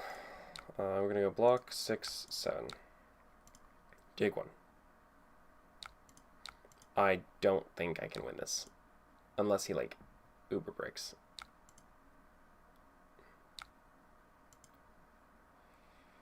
Yeah, that's game. Because I can block 6 on that. 9, and it'll be 3. I want to rematch, because I think I did... I know the misplay I made there. So we're still going first. Sinks are fine.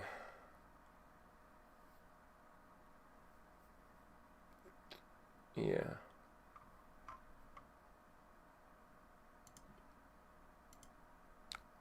I think I see what I did wrong. Relentless Pursuit. We will pitch Relentless Pursuit.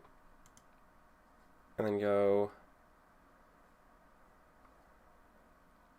I don't think this is going to hit. Or might. We're going to see how he blocks. Blocks with one card. Looks like blue and rough shot.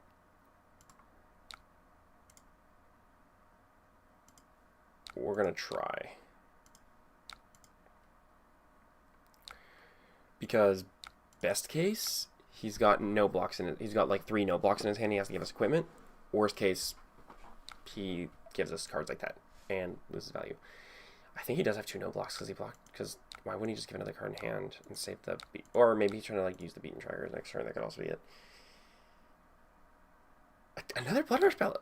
Okay, 4-card Blood Rush Bellows. Interesting choice. If it's another double Blood Rush, I swear to God.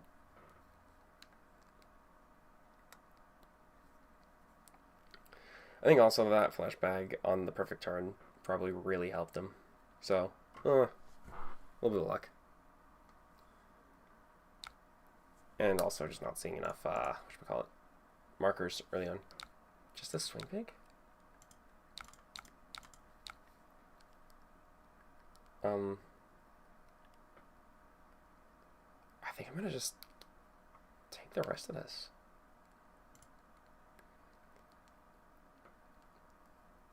And then pop Baj.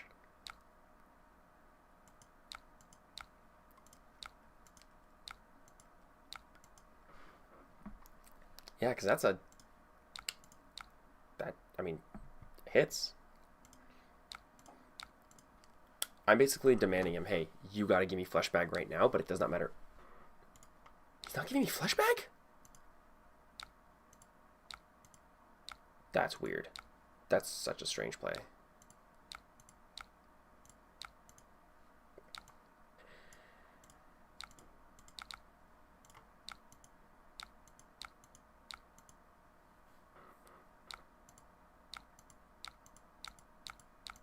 That's really weird. Because now we're online. Because I was, like, every signal was blaring that I was going to do a push turn. And he's got... I mean, I know I said use it later, but, like, if I'm playing Saver and I have a 6-card hand, I think you probably should use Blood Rush. Or probably should use Flashbag. That's strange. That's very strange.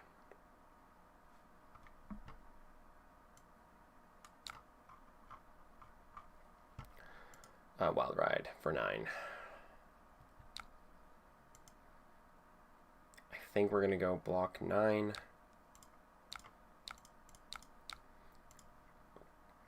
And then see what else he sends.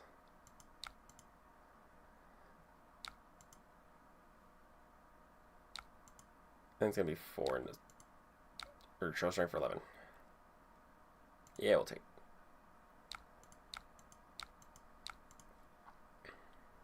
Whatever. It's fine. It's fine. It's fine. Because we're gonna send back a lot more than that.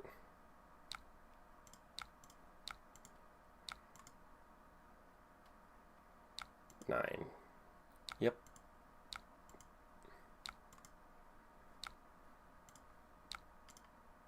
I think he's a little bit too trigger happy with Blood Rush Bellows.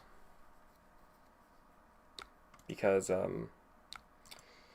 using it on a 4-card hand and then sending Sweeping for 11 is not like super optimal. I think honestly most of the time I'll just arsenal it, set up, and then send a 5-card Blood Rush Bellows. I think that's like the best play coming from a non-brute main.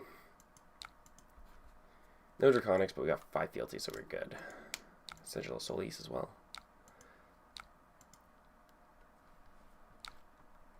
Or he's going to send Strongest Survive. I don't think I care, though. I think I'm just going to take the hit and discard Exposed.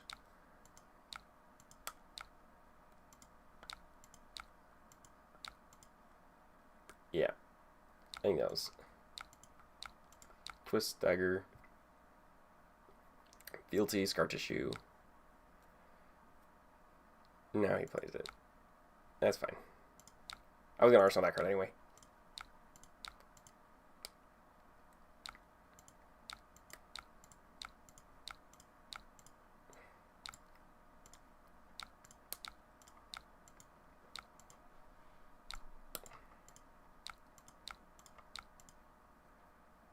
Also, I realized, funny enough, Sigil of Solace on its own, if you make it Draconic, is worth 7 points of value. Because you swing the dagger, you play it, that's 2 go again. Play the other dagger, that's 1. 1 from Dynamos, that's 2, 3, 4. Plus 3 from gaining life. 1 card, 7 if it's Draconic. Great rate. Good rate. Alright, 7, go again. What should we just block with? Should we even block? He's gonna Savage Sash, so I'm gonna send more. I mean, no, it adds up. It's not coping. You have to have a second Draconic card. No, but if you make it Draconic, like you have 4 fealties, and you just have Sigil. Swing the dagger, make it Draconic, 2 go again. Swing the second one, for 1. Plus Dynamos. So that's 2, 4, plus 3 life gain. I'll allow the coat. It's math. Math is math. Okay, this doesn't have go again. Oh, but he broke beaten trackers. So he does have go again. Or he does have an action point. Pseudo go again. I think... Yeah, we're going to block like this to preserve some life, because I have a bad feeling he's going to send something big. Probably going to swing big. Claw for 3. Or... Claw for 3. Sus. I might. Oh, nothing? No follow-up? Oh, no, gauntlets. I might gauntlets. I might be cooked.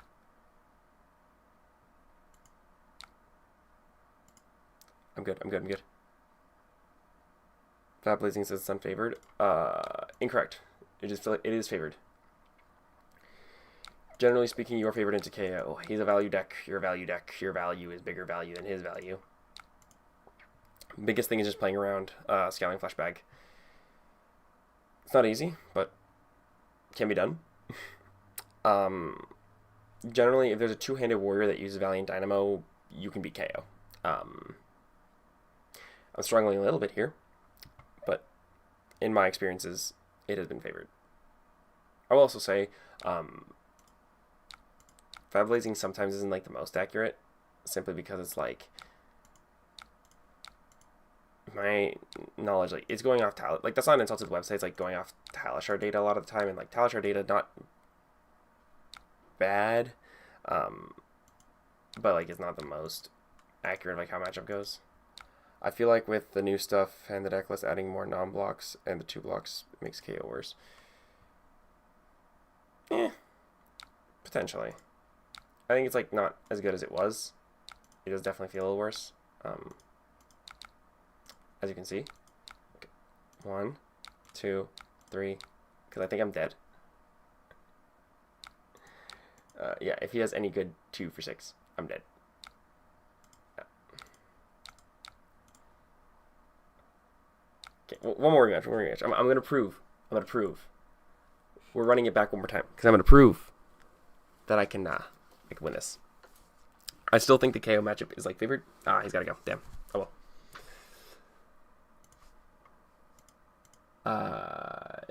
You know what, we're gonna looking for KO. Armed and dangerous. Because I think that matchup generally is super favored. I think you are able to outvalue them. You're definitely able to block pretty well. Not all the time, but I think I might have to add more D-Reacts is the thing, though. Like, to the sideboard plan, because currently, my KO sideboard plan, I only run 3 sinks.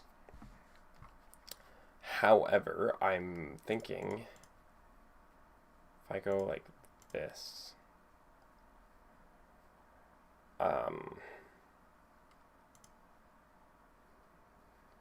Yeah, that could help a bit more. And 1, 2, and then take out like it's a 2 block I won't really miss. Or actually, I'll just go 61. I think that's better. Let's put in 90 reacts. Help the overall value plan. I think that's better. Better into this. Because, like, I was playing a lot of matchups when I was running Loyalty Beyond the Grave. And I was, like, beating KOs left, right, center, like, super easy. And I think I'm realizing that the additional block value is probably what helped me win that. But, I don't know. We will see.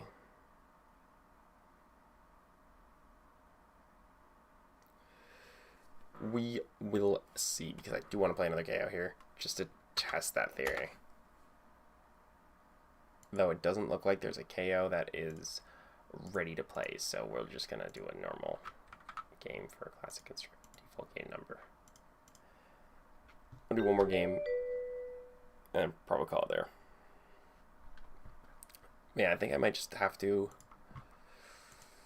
for KO, just up the block value of stuff, like put in all my DREX. I do have a lot of KOs in my local LGS meta, so we will see what that pans out like. Oh no. Oh no.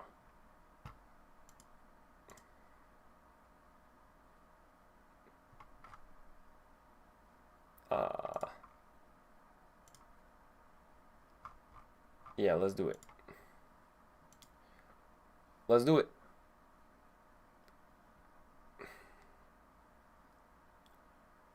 I think there's an argument for cutting a Pledge Field tier 2 in the matchup. Yeah, I think I could see that argument.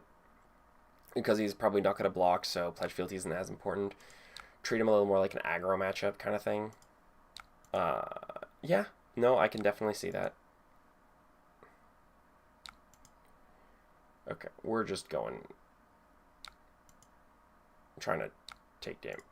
We're just trying to send damage as best we can. This hand wasn't optimal, but damage. He didn't play any sigils or anything turn 0, which is an interesting thing. But he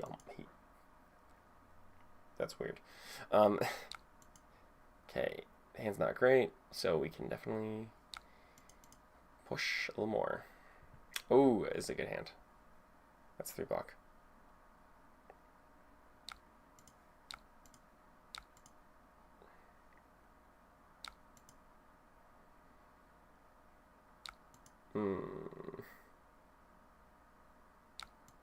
Sage of Lightning.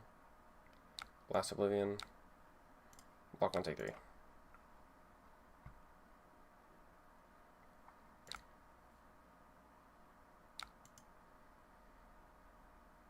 And then, yeah, bounce it. So there's a matchup that's kind of like a little bit annoying.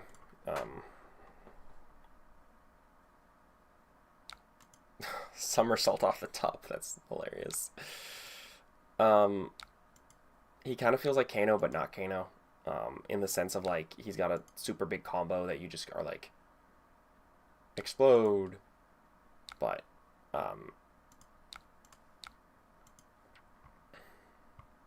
you feel like there's more, I feel like there's more counterplay against Cecilio than there was Kano.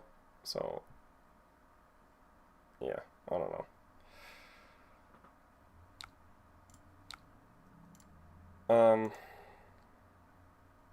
Should I go Mark or should I go Buff Power? I think I'm going to go Mark.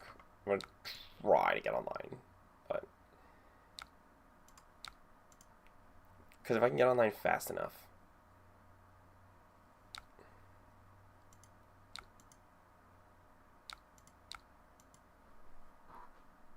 Then I can just overwhelm him with damage.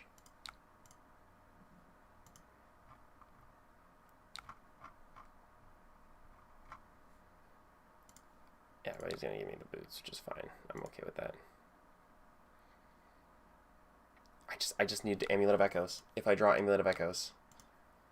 Another funny thing that a tech that I'm like thinking about or want to try is Amulet of Echoes and a Dash IO, because what was noted by local was like they're probably playing a bunch of 0 to 60s. They're playing a bunch of zipper hits. They might play multiple boom grenades. All those are going to help you. Like if you play Amulet of Echoes, it's a form of disruption that works in a way. In a weird way, it works. So I might try it, but if you draw it on the wrong turn, like if you draw on a max V turn, you can just get completely like just blown out and die. So pros and cons, but I think that the pros very much outweigh the cons when I personally think about it. So I want to try that when I can. So yeah, take 2. Yeah. Kind of want to keep this hand to try to mark, get a fealty, pass.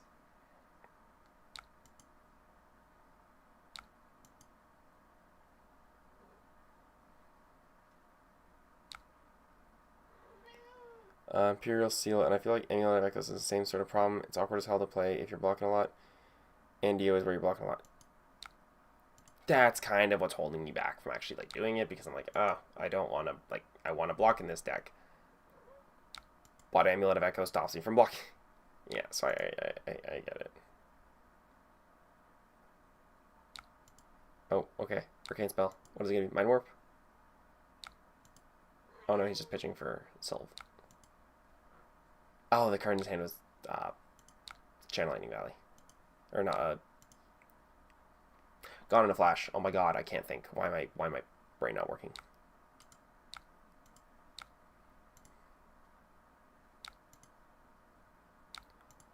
Seven. Remark pass.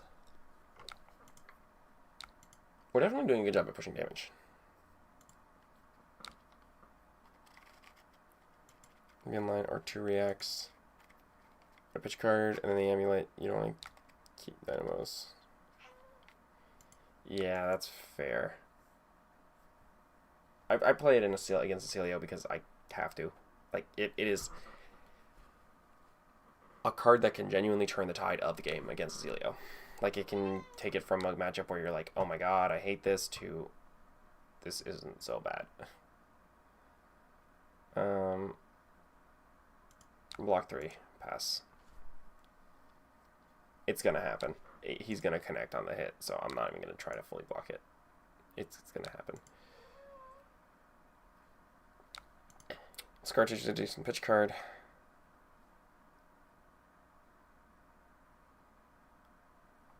Yeah.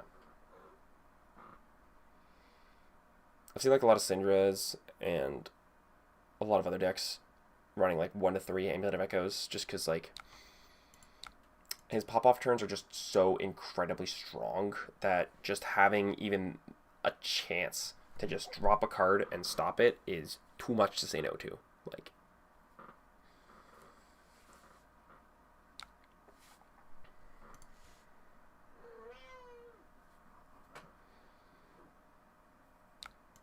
what was that? 4 Arcane?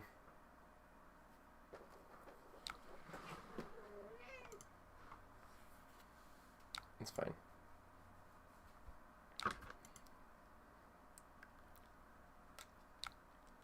Epi 2? Yo, what? I'm also hiding the sigil until like last second because I'm hoping that it'll fuck up Acilio's math and he'll be like, oh, I can kill this Fang. Never mind, no I can't. Kind of thing.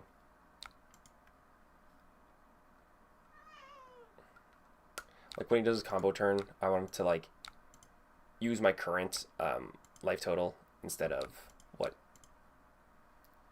it actually is. So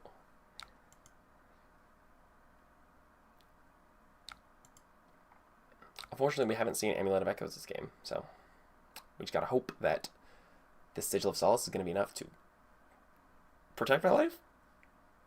Maybe. Possibly. And we draw a non-block. Fantastic.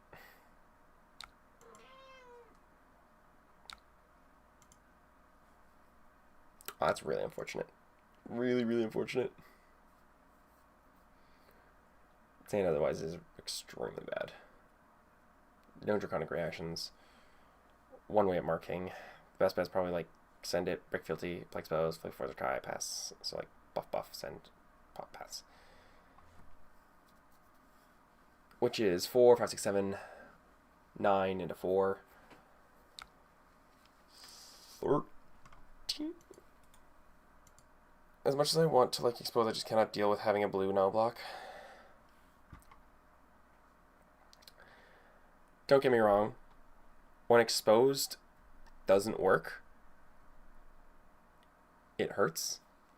When it does work, it soars. It's really, really strong sometimes. I am kind of, after playing with it enough, kind of debating swapping it out, like taking it out, but putting a third Relentless and a third Sigil of Solace. But, you know, just having another reaction is definitely not something to scoff at.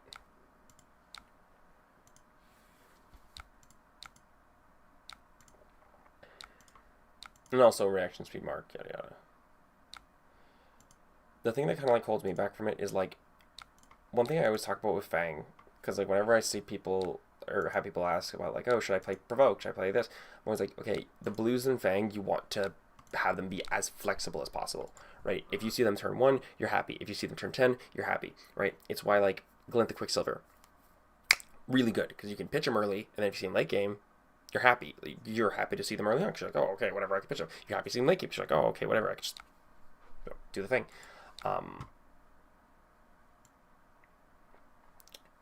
Man, this is a doozy. But Exposed kind of fits in the camp of like, it's strong, but if you draw it at the wrong time, you're really, really, really sad, and you don't like that. Blast Oblivion. No blocks. I think this matchup is kind of showing me why I don't want Exposed.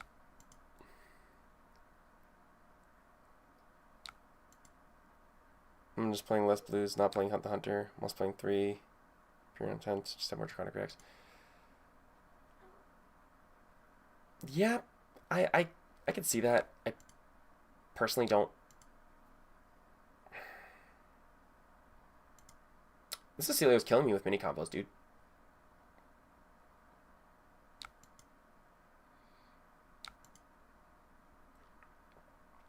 I don't know, Imperial Intent was like always okay in my eyes. It wasn't like a great card. It was kind of like a card you had to play, but I personally cut it from the deck at this point, and I kind of don't miss it. Like, realistically speaking, I feel like I've had enough Draconic Reactions to see on average 1 a turn. And the times where I don't see 1 are like pretty rare, all things considered. Like rare enough to where I'm like, okay, it's fine.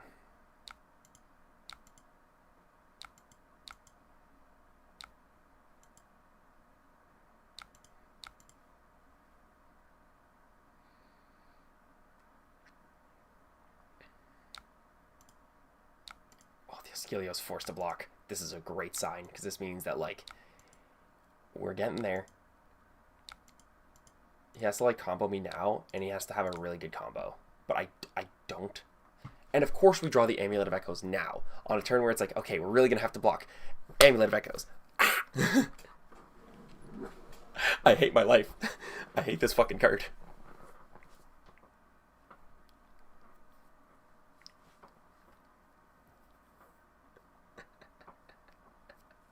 On a double oath hand, yeah, on double oath too. Yeah,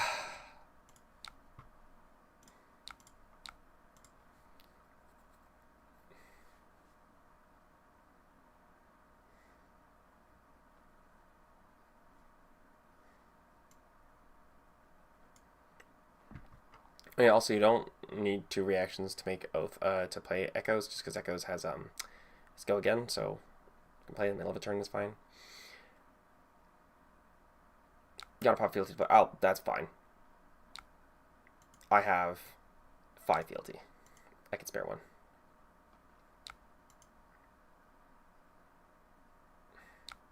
Oh, he's going for it. He's knocking. On the turn where we drew Amulet of Echoes, he's like, ah. Oh, Mind Warp. Oh.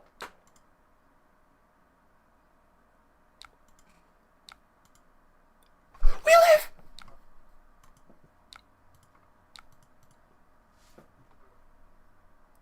I think we won.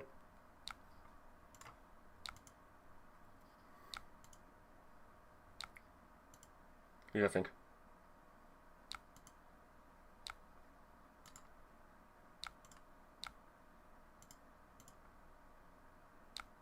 We still have one more sigil in the deck.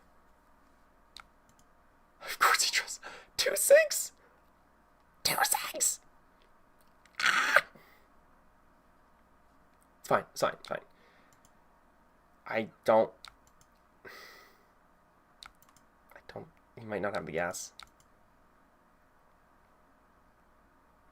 Of course, we draw another fucking Amulet of Echoes. I hate fucking Amulet of Echoes.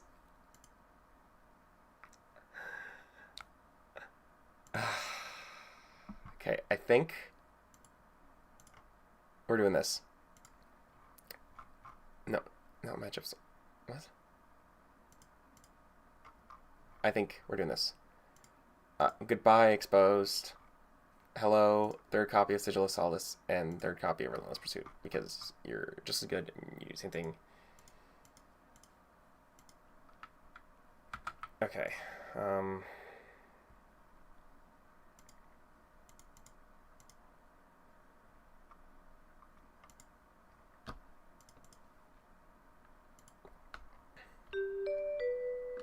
That all you got? Okay.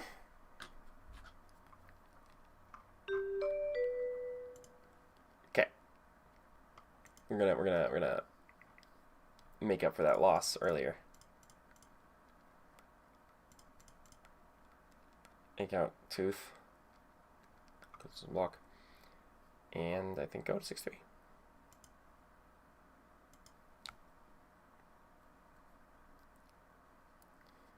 It's actually coming back to being good. Helps a ton into Mario because if they don't use do you react to draw, you draw if you do block them out.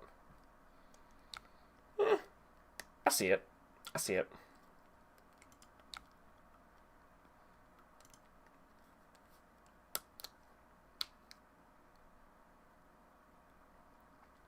I don't know. I think Fate and Shelter and Sync are,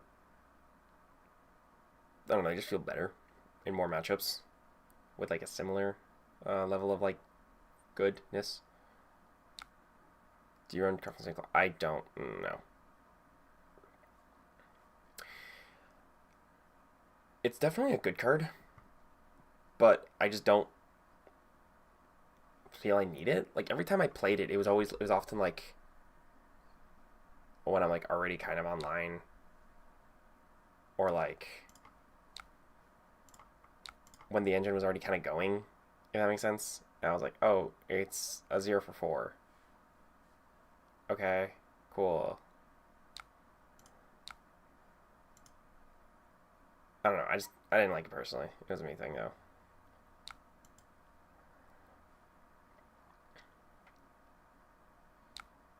Nurse Trap. All right, then I'm using Blade Flurry. I was gonna Arsenal it, but I guess not now.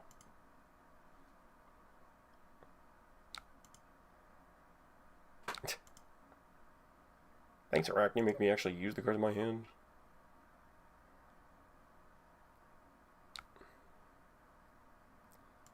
It does definitely combo well with Saber Bloodshed.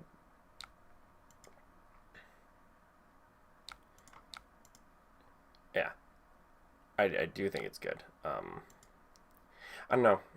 Like, it just feels like a card that, like, when I play it, I'm like... Every time I've had it in my deck, I've always gotten to points in the game where I'm like, I wish this was something else. And then that's not a good place to be with a card in Fang. Where you're like, man, I hate this card that's in my deck. Because Fang is very tight on cards that he can put in the deck and not want to see in the deck. It's a win more card after you're online. Yeah, basically. Oh, that's a spicy meatball, so 11. So my hand's already kind of dukes. 10, 9, 8, 7, 6, 5. So 3, 4, 5, 6, 7, 8. That's 12. Lux.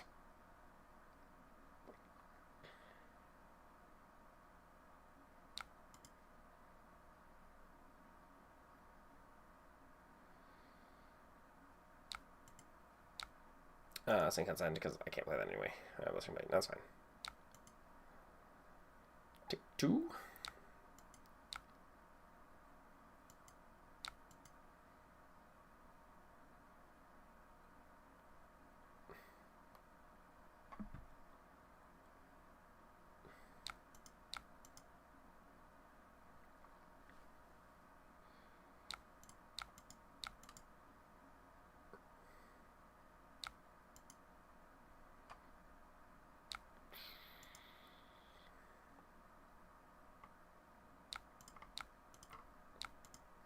Yeah, I don't know. I just don't have cut because of personal preference, honestly, at the end of the day. I just like look at my deck that I have now, and I'm like, I don't see anything that I would want to cut, and I feel as though the Marionette matchup is, despite what I've shown and losing at it, I think it is pretty favored for Fang, ironically. All things considered, I think Fang is pretty well positioned in that matchup. So this is going to come in for a big swing. It's only a dagger. I think I'm going to use Crown to kind of try to fix my hand, because like this hand is not good, and I would...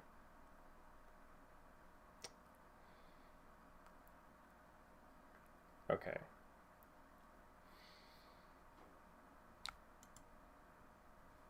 I don't want to take 12.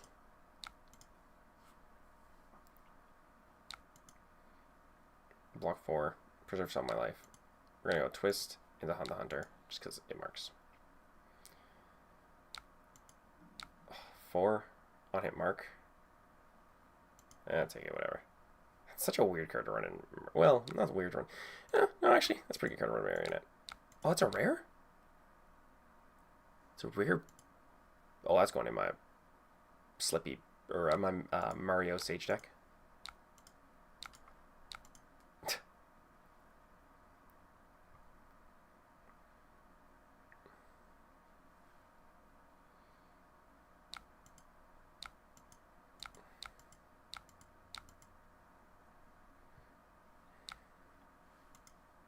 Captain same cloth. Okay. Okay. 7.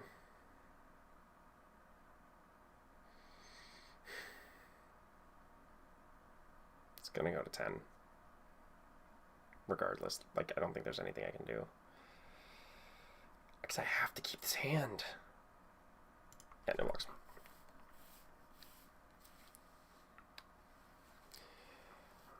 He's kind of got a problem like Syndra. He just put on so much pressure early on, and then I'm just kind of like, ugh.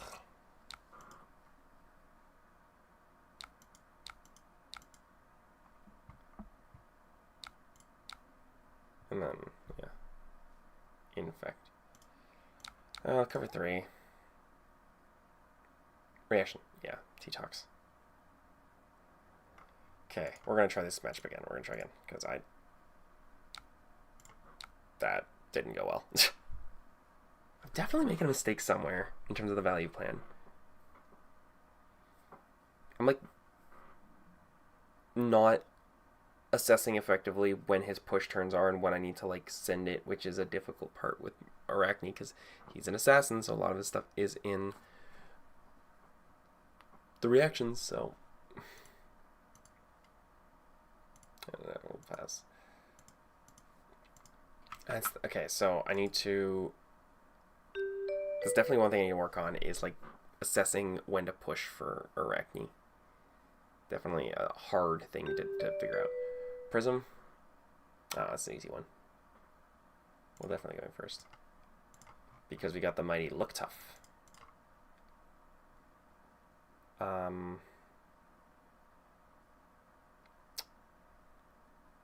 we'll take out Sigil. Because that's not going to help us. It's going to be the worst thing ever. And we're going to play through face because we want to block a lot more.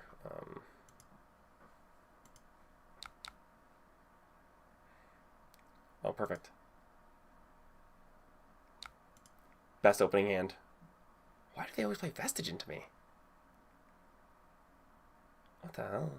So weird.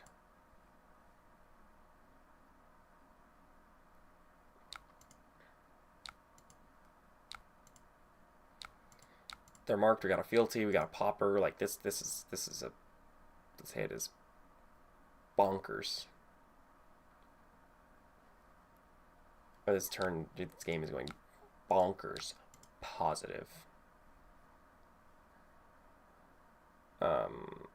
Yeah, Phantasm just dies, and then probably send another. I don't know. Just pass. Okay. I think we're just gonna send Hunt the Hunter to try to get another fealty. Again, not optimal, but what are you gonna do? Prism's not gonna block, so. Then pledge fealty. We've won. I'd say that facetiously, but this is genuinely a game is going really well already. I'll give you 2 cards in hand. Angelic Wrath. Frustrating, but it is what it is.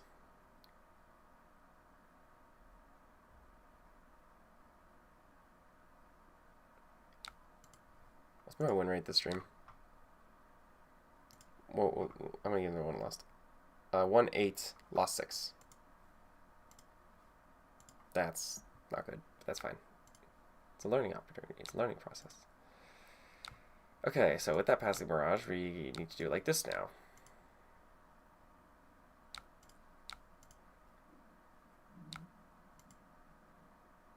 Yeah. Oh, that's annoying.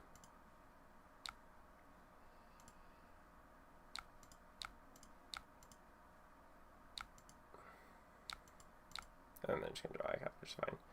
And we're gonna draw Look Tough. And Saber Legend. And Favor Scene. When they send Herald of Erudition. Bro, it's lined up so good! They draw Herald, we draw Look Tough. I also love seeing just the power creep of generic poppers. For a while, it was always like, oh, 2 resource, 2 block 7 power poppers, but now it's like 3 block 8 power, and then next is probably gonna be like, I'll put that shit in the bottom, I don't want that. Next is probably gonna be like 4 block 9 powers or something like that. Like that. The generic anti-prism hate's great. Love it.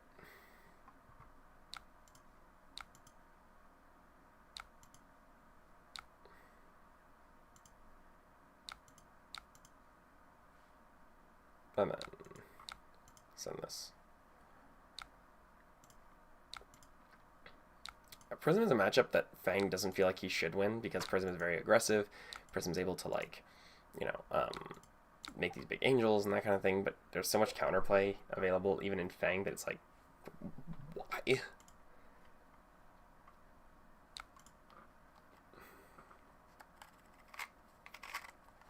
Figment of erudition. It's also the fact of, like, just any deck with reactions inherently very annoying for me to play against, because she's forced into playing, like, Soul Shield.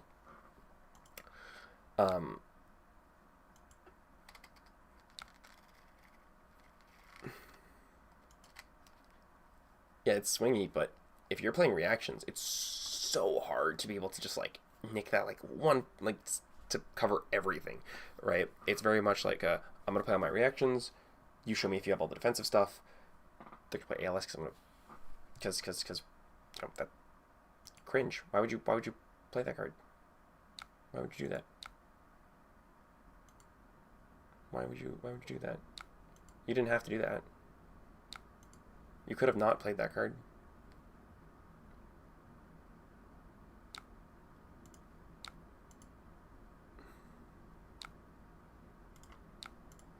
And then make Relentless Pursuit Draconic, and then pitch Scar Tissue to clear the Arclight, and then pass.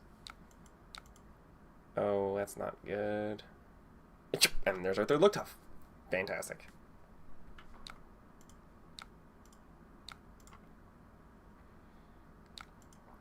Yeah. Oh, wait, what? Oh, it doesn't have Phantasm, damn it. I forgot it didn't have Phantasm. That changes things.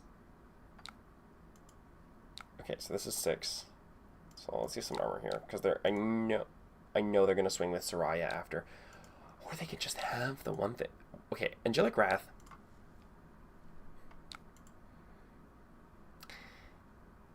It's such a card that's like feels so like normal in Flesh and Blood, right? It doesn't feel like particularly powerful. It's not particularly like busted. It's a 0 for 4, 0 for 3. But it feels so awful to play against in a way it shouldn't be. It should not feel that bad to play against, which is really funny in a really kind of sad way. You know? You get me. Boy. And then Calming Gesture. Yep, just get another Spectral Shield.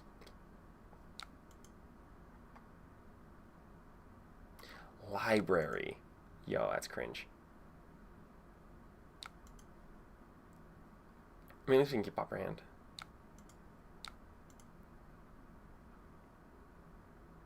And Prism, you can...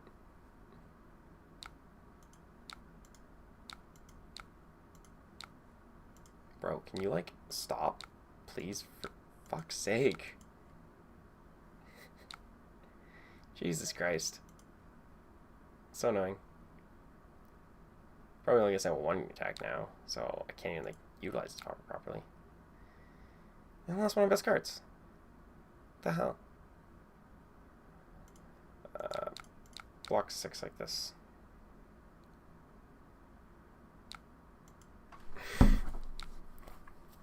Oh my god, I hate Angelic Wrath so much.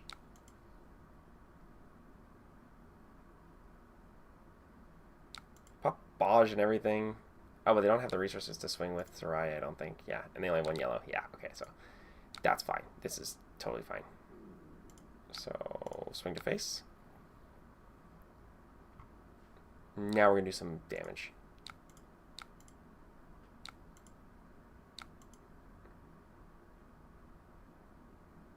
Goodbye, Soraya.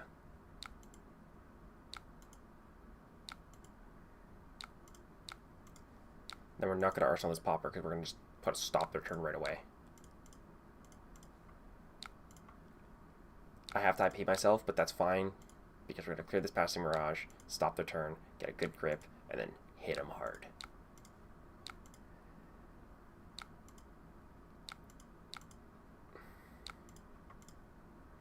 Like, I accidentally already gave info, and they know it's, like, look tough in my hand, so. It's Pierce Reality on top. That's a card in the game of Flesh and Blood.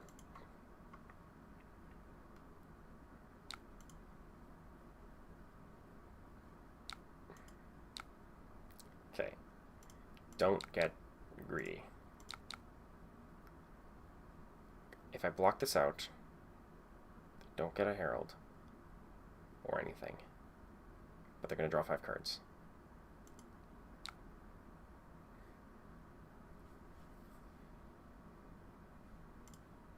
Block 1, take 5. Because they don't have go again, so it's not as crucial to stop it, but I want to be able to push damage at this point. But that's the difficult part with Prism, is sometimes when she gets low, she can just block everything out, but I think I got this. I think I can do this. I also really like that.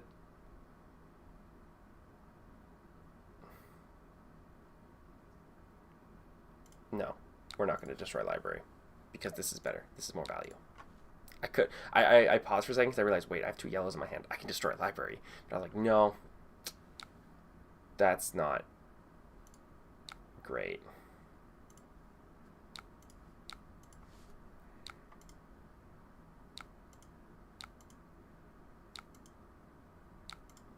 Okay, now Prism's in lethal. Like, I'm presenting lethal. It's going to be 2 and a 4. That's 6 to 5 left. You are giving me cards, Prism. You are giving me a card or an angel. Your choice. I don't care. Pick one. Angel? Angel. That's fine. Oh, take an angel. Figment of War. Fine. Vanish. Flip. and then eat it. I don't have any more poppers, which is concerning. I know one of their cards is Pierce Reality, which is annoying. Another one of their cards is apparently Angelic Attendant. Angel of Protection, they're going to pitch 2 to make 2 Spectral Shields, which is annoying, but eh. They're playing a lot of auras against me, which is weird. But I think that might ironically be, like, probably a better-ish choice. Because then I have to put energy and effort into going against them. But I don't think I like it still. I know that card's Pierce Reality. I know it's Pierce Reality. So if I cover this, there's nothing they can do.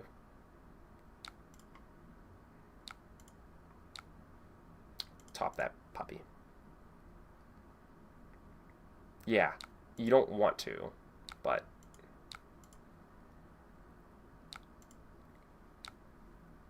if you don't, you're kind of like...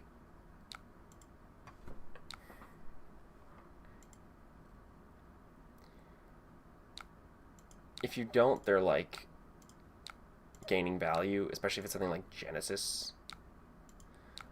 So you kind of have to sometimes, as not good as it is. But hey. Oh, do I want to... Are they going to block with footsteps? Oh, please tell me they block with footsteps. Please block with footsteps. That all you got. That's not footsteps. Why didn't you block with phantasmal footsteps? That's not good rate. That's below rate. You're doing bad. This is a bad play. Shh. Don't tell them it's actually a good play. Oh no. No blocks. I'd rather commit my blocks to actually covering damage I can cover, because I can't cover all that. They're probably going to flip Secum, which is going to be like 2 and a 4, and then probably going to flip like another... Oh, no, it's not going to... Oh, no. Oh, no. Oh. Oh, no. Chad, I'm cooked. Wait, no, this doesn't have to go again. Oh, I don't care then. Okay.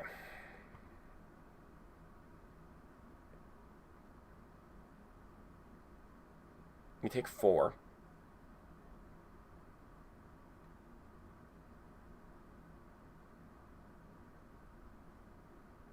I think I have to, because it's going to push over their defenses and force Prism to commit cards, which is what we want, because I'm out of poppers. I used all my poppers. Angelic Wrath sucks. Yeah. I don't know. It's a card that's not particularly, like, strong. It's just, like, a card that's there. It's fine. But, like, it just feels so miserable to play against. Because I don't know why. I can't even put my finger on it. It feels so bad. Okay. Dump all the non-attacks. Send the damage. Send the bill. At Prism's face. Because that's going to be 12. That's going to be 15. You have to give me a card. Your angels are not going to cover all that. Your angels can cover 10. And you're still going to take 5. So you have to give me a card.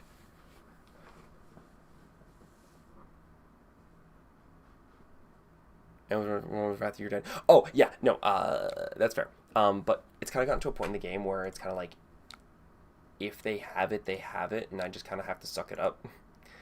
Like, when you get low enough in life, I always got the mentality of, like, I might lose anyway. If they have it, it's not, like, efficient anymore to, like, play around it. It kind of makes you lose more.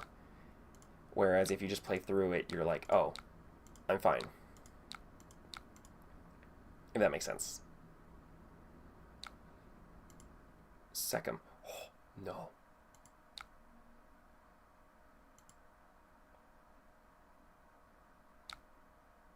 I'm at 1. But she's at 3. We're gonna top that.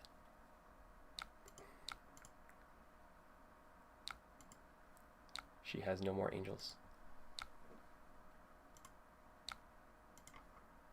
on the field. This is it. This is it.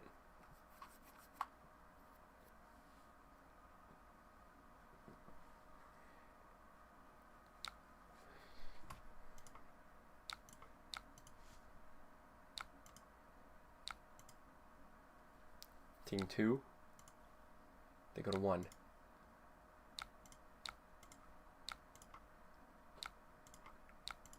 It's going to guarantee 2 cards. Or if they give me Vestige. I could see them giving me Vestige. Footsteps, probably. No, Vestige. That's fine. Fair, valid.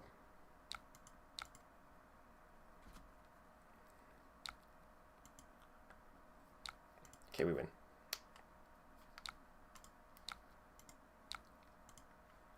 Because we can't clear that.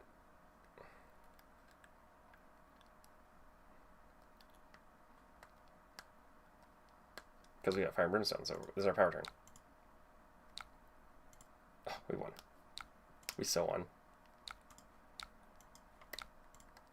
Yeah, this game was a nail biter.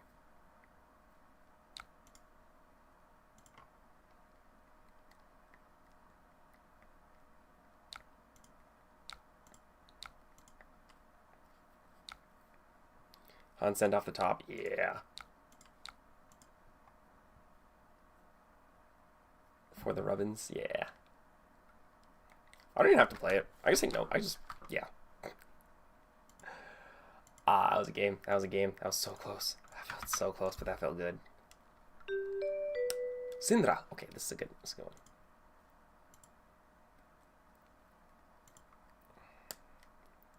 Syndra Bowls.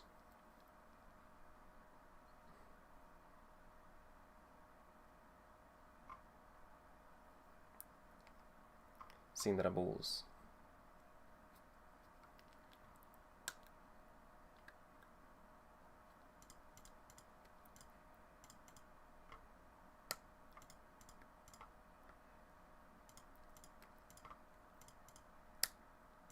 Yes. That's what we're doing. Okay, good luck. That was a game. I'm shook. I was like, no, I'm at 1. I'm gonna die. So close.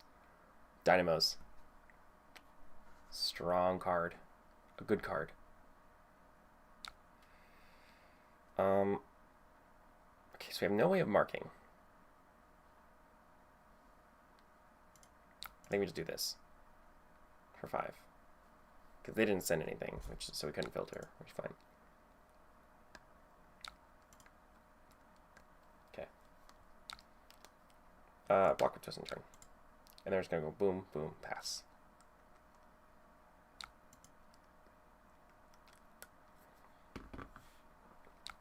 The key to this matchup now is don't get greedy. This is 0-4, so we can't really efficiently block it without getting dynamos, but we can't swing twice, so probably going to avoid it. Plus, if he flicked, it would have, like, he probably would have flicked that one regardless, so it's fine. This next one's going to be the one with the important on hit. So, block 4. Nice and clean. Nice and easy breezy. Unless he does that. But why would you do that? Why? Why? Why? Why would you do that? Oh, it's Law Burst. I don't care. Take 5. Bit of a hit. But it's okay.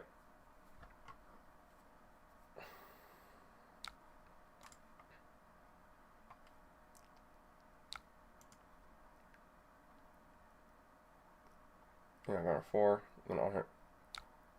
Oh, he just gave me the boost. That's fine. I'd rather he gave me the boots here than actually cover something. And Pledge Fealty. We're good. We're chilling. We're so chilling. We're so good. Why check for the best? Okay, blocking 3. Nice and easy. Nice and easy. Nice and easy. Burning Blade Dance.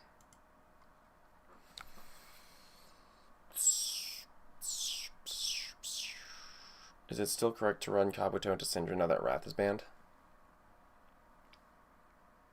Yes. Maybe.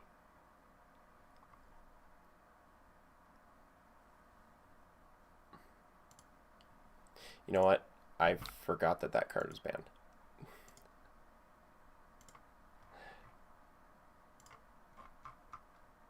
Update the Syndra matchup on the second screen. That's probably a good. I was like, wait, no, it's still good, and then I was like, wait a second. The only reason I ran it is of Wrath.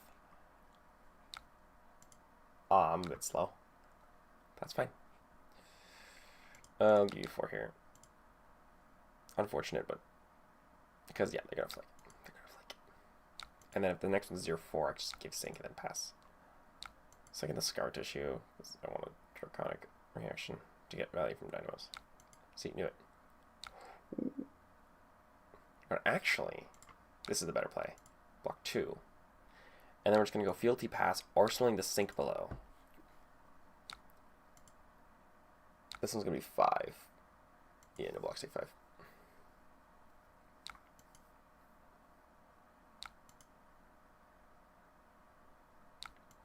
Very unfortunate, but hey. I think we can still get there. He hit 3 Fealty before you.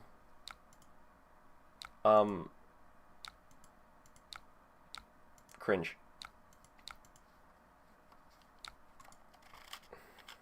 Oh, Hunt's End.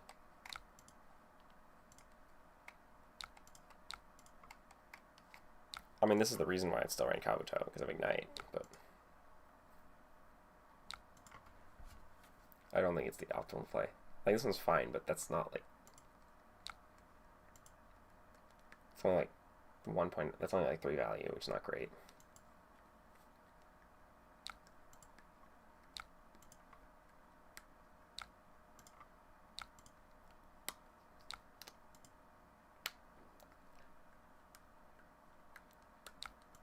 I like throw daggers. Bro, can you imagine if Kabuto turned off stuff like Flick Knives and throw daggers because it counted as attacking? They should... Okay, James White, hear me out. They should make that in errata. Where Kabuto, or Flick Knives and throw daggers counts as attacking. I think that would be a pleasant fix to the game that no one would complain about, ever. Because if they complain about it, they could talk to me. Me personally. Get away that Pledge Fealty. I don't want it. I don't want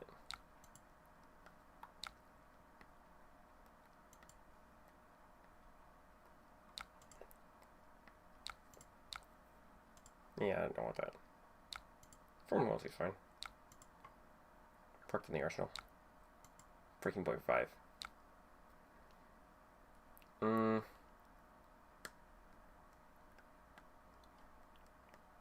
Yeah, I'll take 5.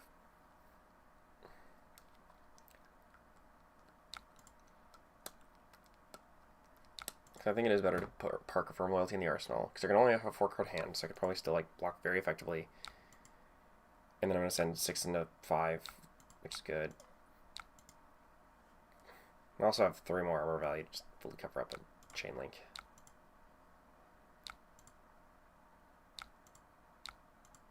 It's going to take him down to 20 and on a 12. Oh, that's not good rate. It's not good rate at all.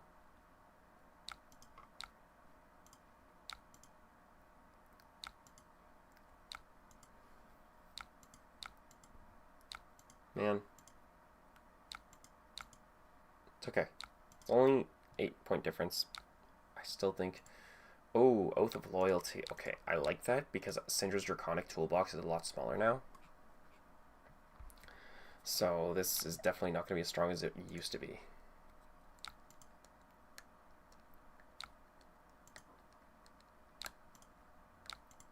Block 3. They're not flicking? Oh. Oh, no, they probably wanted to, but they missed a window. That's fine.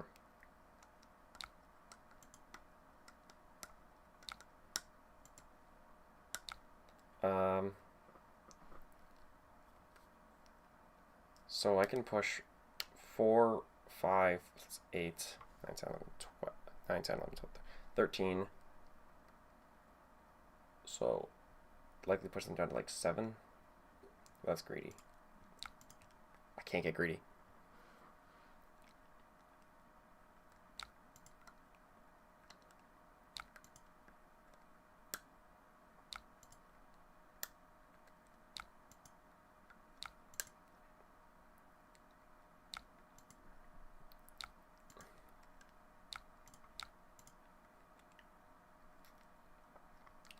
Could you imagine if Fang's effect says if there's 3 or more fealties on the field, your dagger attacks cost 0? That would make the Cinder matchup so much more playable. Oh my god.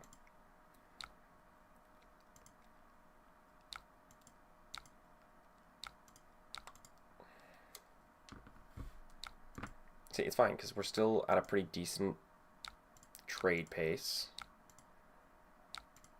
As long as I don't take, like, too much damage, and I still continue this whole, like, back and forth. I got another Hunt's End. Always love to see it. Give you Blade Flurry. See, the thing that I love about Hunt's End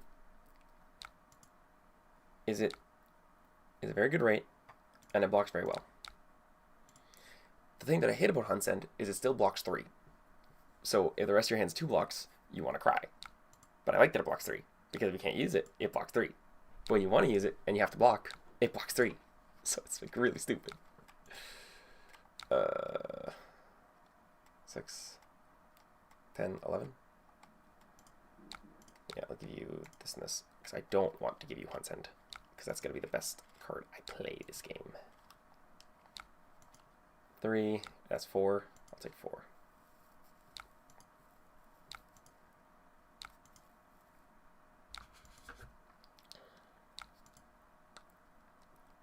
Please use Arsenal Pass. Arsenal Pass. Okay. Yeah, here's where I win. Because it's going to be 6 and a 5. No. Yeah, 6 and a 4 and a 1.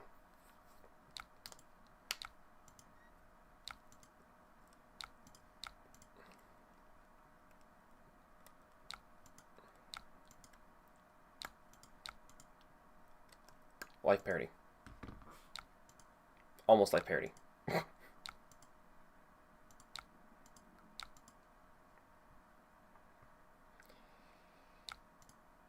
Sync Below is definitely good to see at this point in the game. I'm certainly really happy to see that card. Blocking 3.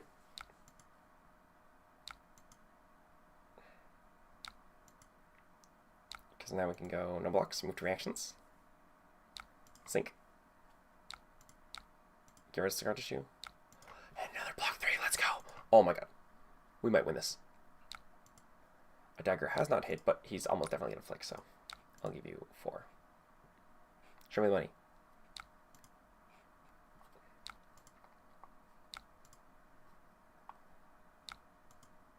That's only 2. I'll take 2. That's a... That's a... Damn it! Man, I'm getting so close in these matches. I feel like it's literally just like 1 or 2 small mistakes that I'm making. Do I want to go for... Okay. Do I actually want to go second, first of all? I think that I want to go first. Let's check this under sideboard. Yeah, okay, change it. Yeah, so take out these. Should take out these too. Yeah, clean 61.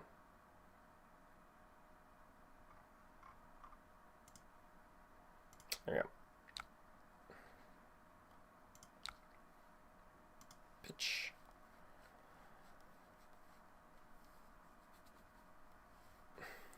And then 6 into for the Dracai. Actually, should I Arsenal for the Dracai? I think I'm going to Arsenal for the Dracai. Because the next turn I can just shove my hand. And then guarantee get 2 fealties. Because they can still block here. Yeah, Arsenal for the Dracai. To get 2 fealties. Because that's the better play. Touch fealty? Oh. Ooh, you suck. Sure. I will give you swing gaze. Start. And then Valiant Dynamo. Nice.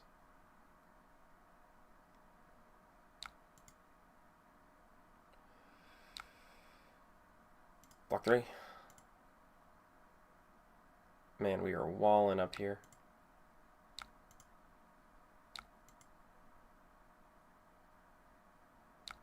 Move reactions. Sync. I'm not going to sink. I like that scar. I like scar tissue. I think it's decent at this point in the game. Okay. Playing very defensively, blocking heavily.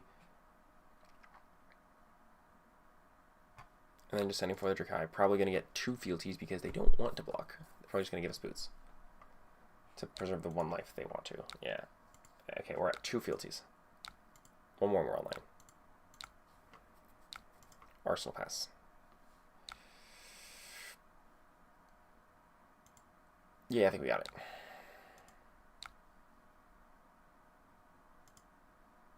Because we can go Relentless Pursuit, Pitch Glint, play Scar Tissue.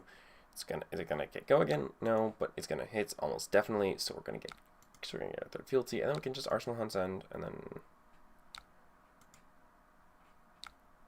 check.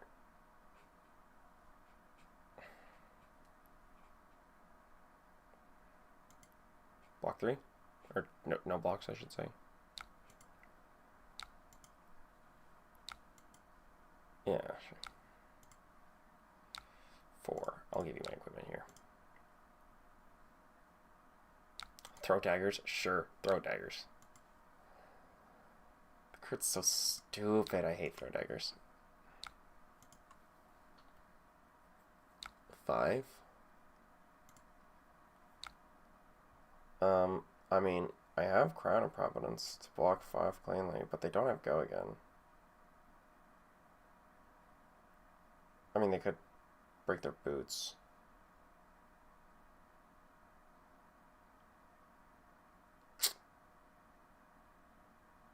Oh boy, that was a hard decision. I think we have to take it. Only because Hunt's End is a great arsenal target.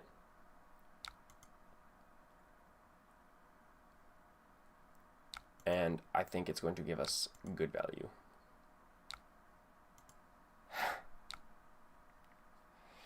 Looks like we're using Crown regardless. Unfortunate. At least it's a Draconic. At least it's a Draconic. Sure, flick.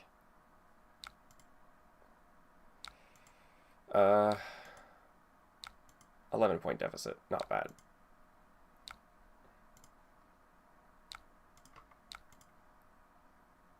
I mean, not good, but playing a Syndra could be a whole lot worse.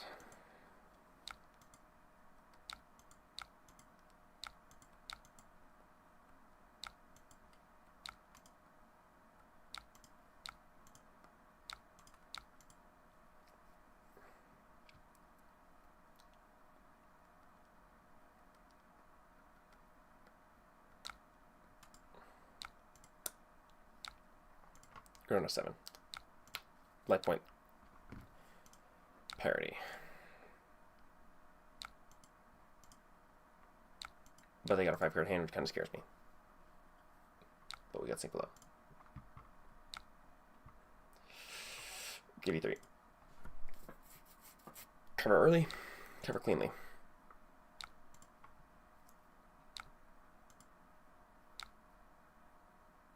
I could just give 1, 2, 3.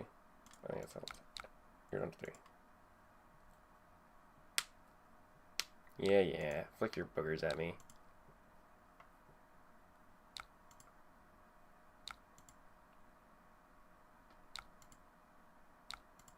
Next reactions. Sync. Sync that. Boom.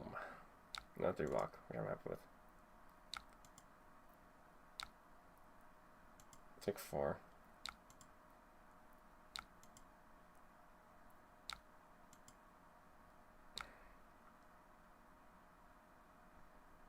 So we're gonna get 9.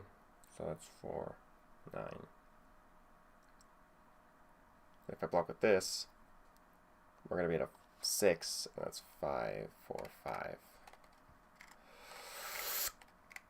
I think we're gonna block 1. Take 1, you can have your card, whatever, it's fine. And I was playing Sage Armor yesterday, and I was playing Flarva, and I was playing against 5. And I was like, oh, I'm just gonna give you my Civic Steps right here, because you get a Quicken, but you're 5, so like 90% of your deck is a Quicken. And he was like, oh, okay. Snatch. I was like, fuck. Second I played it, you just use Snatch.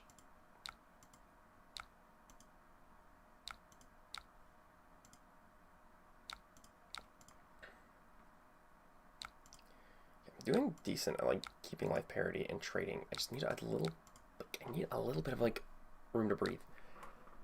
That's for my room to breathe. Well, actually, no, it's not my room to breathe because I don't have any Draconics. Oh, that's really bad. That's actually awful.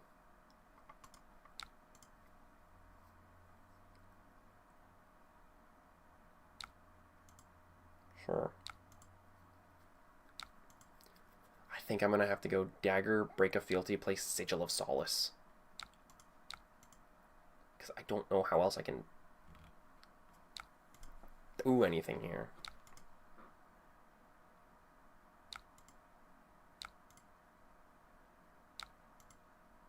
Like, I'm gonna lose all my fealties if I don't. That's the thing.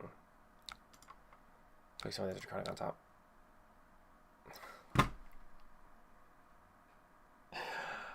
That is an awful, awful, awful point of comedy. That's just awfully cruel.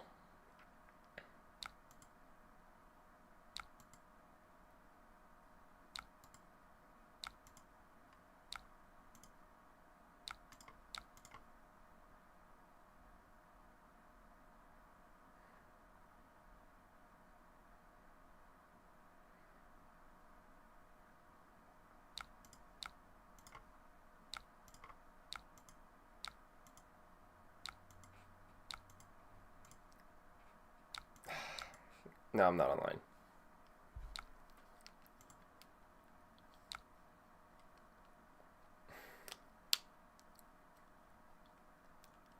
I did block with one card, which is a good sign. Which reactions? Shelter. I don't know if I have the life tempo to like get online though. That's the downside. Because like I'm down on life.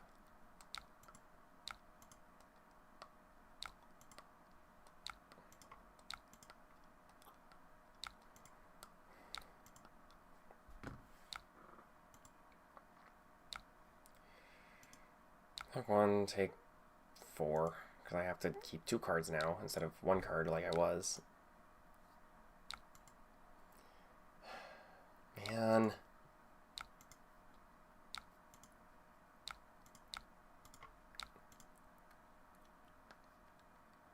I can't even push damage because I need to do on-hit mark.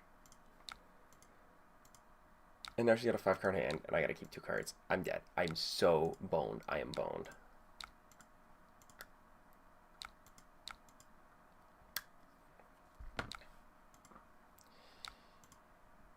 You know what, chat? I don't know if I feel confident about this deck anymore. I was really confident a bit ago. I was like, no, this deck's sick. Take this deck to RTN. Now I'm like, nah, I don't think so. I think I might fit take a try. Yeah, okay, I'm gonna concede. I have to keep both these cards.